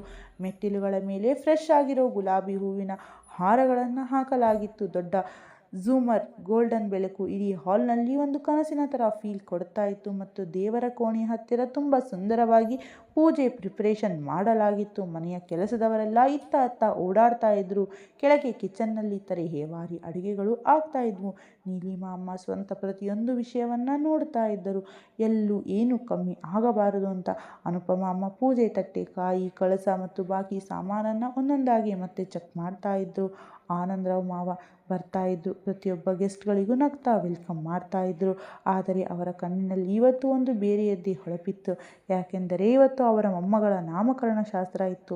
ಮೇಲೆ ರೂಮ್ನಲ್ಲಿ ಸಿಂಧು ಮದುಮಗಳ ಥರ ರೆಡಿ ಆಗ್ತಾ ಇದ್ದಳು. ತಿಳಿ ಗುಲಾಬಿ ಬಣ್ಣದ ಸೀರೆ, ಹಣೆ ಮೇಲೆ ಸಿಂಧೂರ, ಕುತ್ತಿಗೆಯಲ್ಲಿ ಮಂಗಳಸೂತ್ರ, ಮುಖದಲ್ಲಿ ತಾಯಿಯಾದ ಮೇಲೆ ಬರುವ ಒಂದು ಬೇರೆಯದ್ದೇ ಕಳೆ. ಅವಳನ್ನು ನೋಡಿದರೆ ಯಾರಾದರೂ ದೃಷ್ಟಿ ತೆಗೆಯುವುದನ್ನು ಮರೆತು ಹೋಗ್ತಾ ಇದ್ರು. ಅವಳ ಕೂದಲನ್ನು ಮೆಲ್ಲನೆ ಕಟ್ಟಲಾಗಿತ್ತು. ಶಾನ್ವಿಯನ್ನು ಮಡಿಲಿಗೆ ವಾಗ ತೊಂದರೆ ಆಗಬಾರದು ಅಂತ ಅವಳು ಕನ್ನಡಿಯ ಮುಂದೆ ಕುಳಿತಿದ್ದಳು ಮತ್ತು ಅವಳ ದೃಷ್ಟಿ ಪ್ರತಿ ಸಲ ಬೆಡ್ ಮೇಲಿದ್ದ ಮಲಗಿದ್ದ ಆ ಪುಟ್ಟ ಮಗುವಿನ ಮೇಲೆ ಹೋಗ್ತಾ ಇತ್ತು. ಪುಟ್ಟ ಗುಲಾಬಿ ಫ್ರಾಕ್ನಲ್ಲಿ ಶಾನ್ವಿ ಪೂರ್ತಿ ಗೊಂಬೆ ಥರ ಕಾಣಿಸ್ತಾ ಇದ್ಲು. ಅಷ್ಟರಲ್ಲಿ ಹಿಂದಿನಿಂದ ವಿಕ್ರಮ್ ರೂಮ್ ಒಳಗಡೆ ಬಂದ. ಅವನು ಸಿಂಧು ನೋಡುತ್ತಿದ್ದಂತೆ ಕೆಲವು ಕ್ಷಣ ಅಲ್ಲಿ ನಿಂತು ಹೋದ. ಇವತ್ತು ಕೂಡ ಪ್ರತಿ ಸರಿ ಥರ ಅವನು ಬರೀ ಅವಳನ್ನೇ ನೋಡುತ್ತಾ ಇದ್ದ. ಸಿಂಧು ಕನ್ನಡಿಯಲ್ಲಿ ಅವನ ದೃಷ್ಟಿಯನ್ನು ನೋಡಿ ಲಘುವಾಗಿ ಮುಗುಳ್ನಕ್ಕಳು. ಏನಾಯಿತು? ವಿಕ್ರಮ್ ನಿಧಾನವಾಗಿ ಅವಳ ಹಿಂದೆ ಬಂದು ನಿಂತುಕೊಂಡ. ಅವನ ದೃಷ್ಟಿ ಕನ್ನಡಿಯಲ್ಲಿ ಬರೀ ಸಿಂಧು ಮೇಲೆಯೇ ಇತ್ತು. ಅವನು ಬಾಗಿ ತುಂಬ ಪ್ರೀತಿಯಿಂದ ಅವಳ ಹೆಗಲ ಮೇಲೆ ತನ್ನ ತುಟಿಗಳನ್ನು ಇಟ್ಟ. ಪ್ರತಿ ಸಾರಿ ಅನಿಸುತ್ತೆ, ನೀನು ಇದ್ದಕ್ಕಿದ್ದಂತೆ ಇನ್ನೂ ಸುಂದರವಾಗಿ ಕಾಣಿಸಲು ಸಾಧ್ಯವಿಲ್ಲ ಅಂತ. ಅವನ ಧ್ವನಿ ತುಂಬ ಸಣ್ಣದಾಗಿತ್ತು ಮತ್ತು ಪ್ರತಿ ಸಾರಿ ನೀನು ನನ್ನನ್ನು ಸುಳ್ಳು ಅಂತ ಪ್ರೂವ್ ಮಾಡ್ತೀಯ. ಸಿಂಧು ಸ್ವಲ್ಪ ನಾಚಿಕೆಗೊಂಡಳು. ಅಷ್ಟರಲ್ಲಿ ಸಮರ್ ರೂಮ್ ಒಳಗಡೆ ಬಂದ. ಅವನು ಒಂದು ಸಣ್ಣ ಶೇರ್ವಾನಿ ಹಾಕಿಕೊಂಡಿದ್ದ ಮತ್ತು ಮುಖದಲ್ಲಿ ಎಕ್ಸೈಟ್ಮೆಂಟ್ ನೀಟಾಗಿ ತಿಳಿತಾ ಇತ್ತು. ಮಮ್ಮ, ಎಲ್ಲರೂ ಕೆಳಗೆ ಕರೀತಾ ಇದ್ದಾರೆ. ಆಮೇಲೆ ಅವನು ಸೀದಾ ಬೆಡ್ ಮೇಲೆ ಹತ್ತಿ ತನ್ನ ಪುಟ್ಟ ತಂಗಿ ತುಂಬ ಜಾಗ್ರತೆಯಿಂದ ನೋಡಲು ಶುರು ಮಾಡಿದ. ನನ್ನ ಮುದ್ದು ತಂಗಿ ರೆಡಿಯಾಗಿದ್ದಾಳೆ. ವಿಕ್ರಮ್ ಮುಗುಳ್ನಗುತ್ತಾ ಅವನನ್ನು ನೋಡುತ್ತಾ ಇದ್ದ. ಕಳೆದ 1 ತಿಂಗಳಲ್ಲಿ ಸಮರ್ ನಿಜವಾಗಿಯೂ ದೊಡ್ಡ ಅಣ್ಣನ ಥರ ಆಗಿಬಿಟ್ಟಿದ್ದ. ಯಾವಾಗಲೂ ತನ್ನ ತಂಗಿ ಸುತ್ತಮುತ್ತಲೇ ತಿರುಗಾಡುವುದು, ಅವಳ ಚಿಕ್ಕ ಪುಟ್ಟ ವಿಷಯಗಳ ಕಡೆ ಗಮನ ಇಡುವುದು, ಯಾರಾದರೂ ಜೋರಾಗಿ ಸೌಂಡ್ ಮಾಡಿದರೆ ತಕ್ಷಣ ಎಲ್ಲರನ್ನ ಸೈಲೆಂಟ್ ಮಾಡಿಸುವುದು ಮಾಡ್ತಾ ಇದ್ದ. ಇದೆಲ್ಲವನ್ನ ನೋಡಿ ಎಲ್ಲರ ಹೃದಯ ತುಂಬಿ ಬರ್ತಾ ಇತ್ತು. ಸ್ವಲ್ಪ ಹೊತ್ತಿನ ನಂತರ ಕೆಳಗೆ ಪೂಜೆ ಶುರು ಮಾಡಿದರು. ಪಂಡಿತರು ಮಂತ್ರಗಳನ್ನು ಹೇಳ್ತಾ ಇದ್ದರು. ಇಡೀ ಮನೆಯಲ್ಲಿ ಶಂಖ ಮತ್ತು ಗಂಟೆಯ ಸೌಂಡ್ ಕೇಳಿಸ್ತಾ ಇತ್ತು. ಸಿಂಧು ಮತ್ತು ವಿಕ್ರಮ್ ಪೂಜೆಯಲ್ಲಿ ಒಟ್ಟಿಗೆ ಕುಳಿತಿದ್ದರು. ಸಮರ್ ತನ್ನ ಅಮ್ಮ ಪಕ್ಕದಲ್ಲಿ ನಿಂತಿದ್ದ ಮತ್ತು ತುಂಬ ಜಾಗ್ರತೆಯಿಂದ ತನ್ನ ಪುಟ್ಟ ತಂಗಿಯನ್ನು ಮಡಿಲಿನಲ್ಲಿ ಹಿಡಿದುಕೊಂಡಿದ್ದ. ಪೂಜೆ ಮುಗಿದ ಮೇಲೆ ಪಂಡಿತರು ಮುಗುಳ್ನಗುತ್ತಾ ಅಂದರು, ಈಗ ಮಗುವಿಗೆ ಹೆಸರಿಡಬಹುದು. ವಿಕ್ರಮ್ ಏನೋ ಹೇಳಲು ಹೋಗ್ತಾ ಇದ್ದ. ಅಷ್ಟರಲ್ಲಿ ಸಮರ್ ಮಧ್ಯದಲ್ಲಿ ಅಂದ, ನಿಲ್ಲಿ. ಎಲ್ಲರ ದೃಷ್ಟಿ ಅವನ ಕಡೆ ಹೋಯಿತು. ಅವನು ತನ್ನ ಪುಟ್ಟ ತಂಗಿಯನ್ನು ಇನ್ನೂ ಸ್ವಲ್ಪ ಎದೆಯ ಹತ್ತಿರ ಮಾಡಿಕೊಂಡು ಅಂದ, ನನ್ನ ಲಿಟಲ್ ಸಿಸ್ಟರ್ಗೆ ಹೆಸರನ್ನು ನಾನೇ ಇಡ್ತೀನಿ. ವಿಕ್ರಮ್ ಮುಗುಳ್ನಗುತ್ತಾ ಹೇಳಿದ, ಹೌದಾ? ಹಾಗಿದ್ದರೆ ಏನು ಹೆಸರಿಡ್ತೀಯ ನನ್ನ ಸಿಂಹ? ಸಮರ್ 1 ಸೆಕೆಂಡ್ ತನ್ನ ತಂಗಿಯನ್ನು ನೋಡಿದ. ಆಮೇಲೆ ಪೂರ್ತಿ ಹೆಮ್ಮೆಯಿಂದ ಅಂದ, ನನ್ನ ಲಿಟಲ್ ಸಿಸ್ಟರ್ಗೆ ಶಾನ್ವಿ ಅಂತ ಹೆಸರಿಡುತ್ತೇನೆ. ಯಾಕೆಂದರೆ ಅವಳು ಸಮರ್, ವಿಕ್ರಮ್ ಮತ್ತು ಸಿಂಧು ಮೂವರ ಶಾನ್. ಕೆಲವು ಸೆಕೆಂಡ್ಗಳ ಕಾಲ ಇಡೀ ಹಾಲ್ ಪೂರ್ತಿ ಸೈಲೆಂಟ್ ಆಯಿತು. ಆಮೇಲೆ ಪ್ರತಿಯೊಬ್ಬರ ಮುಖದಲ್ಲೂ ಒಂದೇ ಸಾರಿ ದೊಡ್ಡ ನಗು ಮೂಡಿತು. ನೀಲಿಮಾ ಅಮ್ಮ ಕಣ್ಣುಗಳು ತುಂಬಿ ಬಂದವು. ಅನುಪಮ ಅಮ್ಮ ಪ್ರೀತಿಯಿಂದ ಸಮರ್ ಹಣೆಗೆ ಮುತ್ತಿಟ್ಟರು. ಆನಂದರಾವ್ ಮಾವ ನಕ್ಕು ಬಿಟ್ಟರು. ಎಷ್ಟು ಸುಂದರವಾದ ಹೆಸರು! ಸಿಂಧು ಕಣ್ಣಲ್ಲೂ ನೀರು ಬಂತು. ಅವಳು ವಿಕ್ರಮ್ ಕಡೆ ನೋಡಿದಳು. ವಿಕ್ರಮ್ ಬರೀ ತನ್ನ ಮಗನನ್ನು ಹೆಮ್ಮೆಯಿಂದ ಮತ್ತು ಪ್ರೀತಿಯಿಂದ ನೋಡುತ್ತಾ ಇದ್ದ. ಜಸ್ಟ್ ಆ ಕ್ಷಣದಲ್ಲಿ ಅವನ ಲೈಫ್ನ ಪ್ರತಿಯೊಂದು ಕೊರತೆಯೂ ಪೂರ್ತಿಯಾಗಿ ತುಂಬಿ ಹೋದ ಹಾಗೆ ಫೀಲ್ ಆಗ್ತಾ ಇತ್ತು. ಮತ್ತು ಪಂಡಿತರು ಮುಗುಳ್ನಗುತ್ತಾ ಅಂದರು, ತುಂಬ ಸುಂದರವಾದ ಹೆಸರು. ಇವತ್ತಿನಿಂದ ಈ ಮಗುವಿನ ಹೆಸರು ಶಾಸ್ತ್ರೋಕ್ತವಾಗಿ ಶಾನ್ವಿ ಅಂತ ಆಯಿತು. ಆಮೇಲೆ ಅವರು ಮಂತ್ರಗಳು ಹೇಳಿ ಪೂಜೆ ಮುಗಿಸಿದರು. ಸ್ವಲ್ಪ ಹೊತ್ತಿನ ನಂತರ ಗೆಸ್ಟ್ಗಳು ಒಬ್ಬೊಬ್ಬರಾಗಿ ಹೊರಡಲು ಶುರು ಮಾಡಿದರು. ನೀಲಿಮಾ ಅಮ್ಮ ಮತ್ತು ಅನುಪಮ ಅಮ್ಮ ಪಂಡಿತರಿಗೆ ದಕ್ಷಿಣೆ ಕೊಟ್ಟು ಕಳುಹಿಸಿಕೊಟ್ಟರು. ಕೆಳಗೆ ಇನ್ನೂ ಸ್ವಲ್ಪ ಸಣ್ಣದಾಗಿ ನಗುವಿನ ಮತ್ತು ಮಾತನಾಡುವ ಸೌಂಡ್ ಕೇಳಿಸ್ತಾ ಇತ್ತು. ಆದರೆ ವಿಕ್ರಮ್ ಸೈಲೆಂಟಾಗಿ ಸಿಂಧು ಕೈ ಹಿಡಿದುಕೊಂಡು ಅವಳ ರೂಮ್ನ ಕರ್ಕೊಂಡು ಬಂದ. ರೂಮ್ಗೆ ಬರುತ್ತಿದ್ದಂತೆ ಅವನ ಬಾಗಿಲು ಕ್ಲೋಸ್ ಮಾಡಿ ಕೆಲವು ಸೆಕೆಂಡ್ ಅವನು ಬರೀ ಸಿಂಧುವನ್ನು ನೋಡುತ್ತಾ ಇದ್ದ. ಅವಳ ಮಡಿಲಲ್ಲಿ ಮಲಗಿದ್ದ ಶಾನ್ವಿಯನ್ನು ಮತ್ತು ಆಮೇಲೆ ಸಮರ್ನನ್ನು. ಅವನು ತನ್ನ ಪುಟ್ಟ ಮಗಳನ್ನ ಪಕ್ಕದಲ್ಲೇ ಕುಳಿತುಕೊಂಡಿದ್ದ. ವಿಕ್ರಮ್ ಮೆಲ್ಲನೆ ಸಿಂಧು ಹತ್ತಿರ ಬಂದ. ಅವನು ತುಂಬ ಪ್ರೀತಿಯಿಂದ ಒಂದು ಕೈಯನ್ನು ಅವಳ ಕೆನ್ನೆಯ ಮೇಲಿಟ್ಟ. ಆಮೇಲೆ ಬಾಗಿ ಅವಳ ಹಣೆಗೆ ಮುತ್ತಿಟ್ಟ. ಇವತ್ತು ಅವನ ಧ್ವನಿ ಸಣ್ಣದಾಗಿ ನಡುಗಿತ್ತು. ಇವತ್ತು ನನ್ನ ಫ್ಯಾಮಿಲಿ ಪೂರ್ತಿಯಾಯಿತು ಸಿಂಧು. ಸಿಂಧು ಕಣ್ಣಲ್ಲಿ ಮತ್ತೆ ತುಂಬಿ ಬಂದವು. ವಿಕ್ರಮ್ ಅವಳನ್ನು ತನ್ನ ತೋಳಿನಲ್ಲಿ ಅಪ್ಪಿಕೊಂಡ. ಅವನು ಕಣ್ಣುಗಳನ್ನು ಮುಚ್ಚಿಕೊಂಡು ಅಂದ, ಇನ್ಮೇಲೆ ನಾನು ನನ್ನ ಖುಷಿಗಳಿಗೆ ಯಾರ ದೃಷ್ಟಿ ಬೀಳಲು ಬಿಡಲ್ಲ. ಆ ಮಹಾದೇವ ಇಷ್ಟೊಂದು ಕೊಟ್ಟಿದ್ದಾನೆ ಅಂದರೆ ಇನ್ಮೇಲೆ ಬೇರೆ ಯಾವುದೇ ಆಸೆಯೂ ಇಲ್ಲ. ಆ ದೇವರಿಗೆ ತುಂಬು ಹೃದಯದ ಧನ್ಯವಾದಗಳು. ಸಿಂಧು ಇನ್ನೂ ಗಟ್ಟಿಯಾಗಿ ಅವನ ಎದೆಗೆ ಒರಗಿಕೊಂಡಳು. ಕೆಲವು ಕ್ಷಣ ಇಬ್ಬರು ಹಾಗೆ ನಿಂತಿದ್ದರು. ಆಮೇಲೆ ಸಿಂಧು ತುಂಬ ಮೆಲ್ಲನೆ ಅಂದಳು, ಗೊತ್ತಾ ವಿಕ್ರಮ್? ವಿಕ್ರಮ್ ಅವಳ ಕಡೆ ನೋಡಿದ. ಲೈಫ್ ನನ್ನನ್ನು ಎಲ್ಲದಕ್ಕಿಂತ ಜಾಸ್ತಿ ಒಡೆದು ಹಾಕಿದ್ದಾಗ ನಾನು ಯಾವತ್ತೂ ಅಂದ್ಕೊಂಡಿರಲಿಲ್ಲ ನನಗೆ ಒಂದು ದಿನ ಇಷ್ಟೊಂದು ಪ್ರೀತಿ ಸಿಗುತ್ತೆ ಅಂತ. ಅವಳ ಧ್ವನಿ ಗದ್ಗದಿತವಾಗಿತ್ತು. ಇಷ್ಟೊಂದು ಆಪ್ತವಾಗಿರೋ ಫ್ಯಾಮಿಲಿ ಸಿಗುತ್ತೆ ಅಂತ. ವಿಕ್ರಮ್ ತಕ್ಷಣ ಅವಳ ಕಣ್ಣೀರನ್ನು ಒರೆಸಿದ. ಮತ್ತು ನಾನು ಕೂಡ ಯಾವತ್ತೂ ಅಂದ್ಕೊಂಡಿರಲಿಲ್ಲ. ಅವನು ಮುಗುಳ್ನಗುತ್ತಾ ಅಂದ, ನಾನು ಲೈಫ್ಗೆ ಒಂದು ದಿನ ಯಾರೋ ಬಂದು ನನ್ನ ಮನೆಯನ್ನು ಬರೀ ಮನೆಯಲ್ಲ ಒಂದು ಸ್ವರ್ಗವಾಗಿ ಮಾಡ್ತಾರೆ ಅಂತ. ಸಿಂಧು ಲಘುವಾಗಿ ನಕ್ಕಳು. ಆಮೇಲೆ ಅವನು ಒಂದು ಕೈಯಿಂದ ಸಿಂಧುನ ತನ್ನ ಹತ್ತಿರ ಎಳೆದುಕೊಂಡು ಮತ್ತು ಇನ್ನೊಂದು ಕೈಯಿಂದ ಸಮರ್ನ ಹೆಗಲ ಹಿಡಿದುಕೊಂಡ. ಅವನ ದೃಷ್ಟಿ ಮತ್ತೆ ಆ ಪುಟ್ಟ ಮಗಳ ಮೇಲೆಯೇ ಹೋಯಿತು. ಅವಳು ಪೂರ್ತಿ ನೆಮ್ಮದಿಯಿಂದ ಮಲಗಿದ್ದಳು ಮತ್ತು ಆ ಕ್ಷಣದಲ್ಲಿ ಹೆಗಡೆ ಮ್ಯಾನ್ಷನ್ನ ಆ ಬೆಚ್ಚಗಿನ ಬೆಳಕಿನಲ್ಲಿ ಎಲ್ಲಿ ಒಂದು ಕಾಲದಲ್ಲಿ ಬರೀ ಮೌನವಿತ್ತು, ಈಗ ಅಲ್ಲಿ ನಗು ಮತ್ತು ಪ್ರೀತಿ ಇತ್ತು, ಆಪ್ತತೆ ಇತ್ತು ಮತ್ತು 4 ಹೃದಯದ ಬಡಿತಗಳಿದ್ದ ಆಗಿರೋ ಒಂದು ಸುಂದರ ಕುಟುಂಬವಿತ್ತು. ಅದು ಪ್ರತಿಯೊಂದು ನೋವಿನ ನಂತರ ಕೊನೆಗೂ ತನ್ನ ಇಡೀ ಖುಷಿಯನ್ನು ಪಡೆದುಕೊಂಡಿತ್ತು. ಈ ಸುಂದರವಾದ ಕತೆ ನಿಮಗೆ ಹೇಗೆ ಅನ್ನಿಸ್ತು ಅಂತ ಕಮೆಂಟ್ ಬಾಕ್ಸ್ನಲ್ಲಿ ನಿಮ್ಮ ಅಭಿಪ್ರಾಯಗಳನ್ನು ಖಂಡಿತ ತಿಳಿಸಿ. ಇವತ್ತು ಕಥೆಯ ಕೊನೆಯ ಭಾಗ ಇವತ್ತು, ಅದಕ್ಕೆ ನೀವು ಕಮೆಂಟ್ ಮಾಡಲು ಜಿಪಣತನ ಖಂಡಿತ ಮಾಡಬೇಡಿ. ಹೌದು, ನನಗೆ ನಿಮ್ಮ ಕಮೆಂಟ್ಗಳಿಗಾಗಿ ಕಾಯ್ತಾ ಇರ್ತೀನಿ. ಸಿಗೋಣ ಮುಂದಿನ ಇನ್ನೊಂದು ಸುಂದರವಾದ ಕತೆ ಜೊತೆ. ಅಲ್ಲಿಯವರೆಗೂ ಖುಷಿಯಾಗಿ ಆರೋಗ್ಯವಾಗಿರಿ. ಧನ್ಯವಾದಗಳು. ಜೊತೆಗೆ ಮರೆಯದೇ ಚಾನಲನ್ನು ಸಬ್ಸ್ಕ್ರೈಬ್ ಮಾಡಿಕೊಂಡು ಈ ಕನ್ನಡತಿಯನ್ನು ಪ್ರೋತ್ಸಾಹಿಸಿ.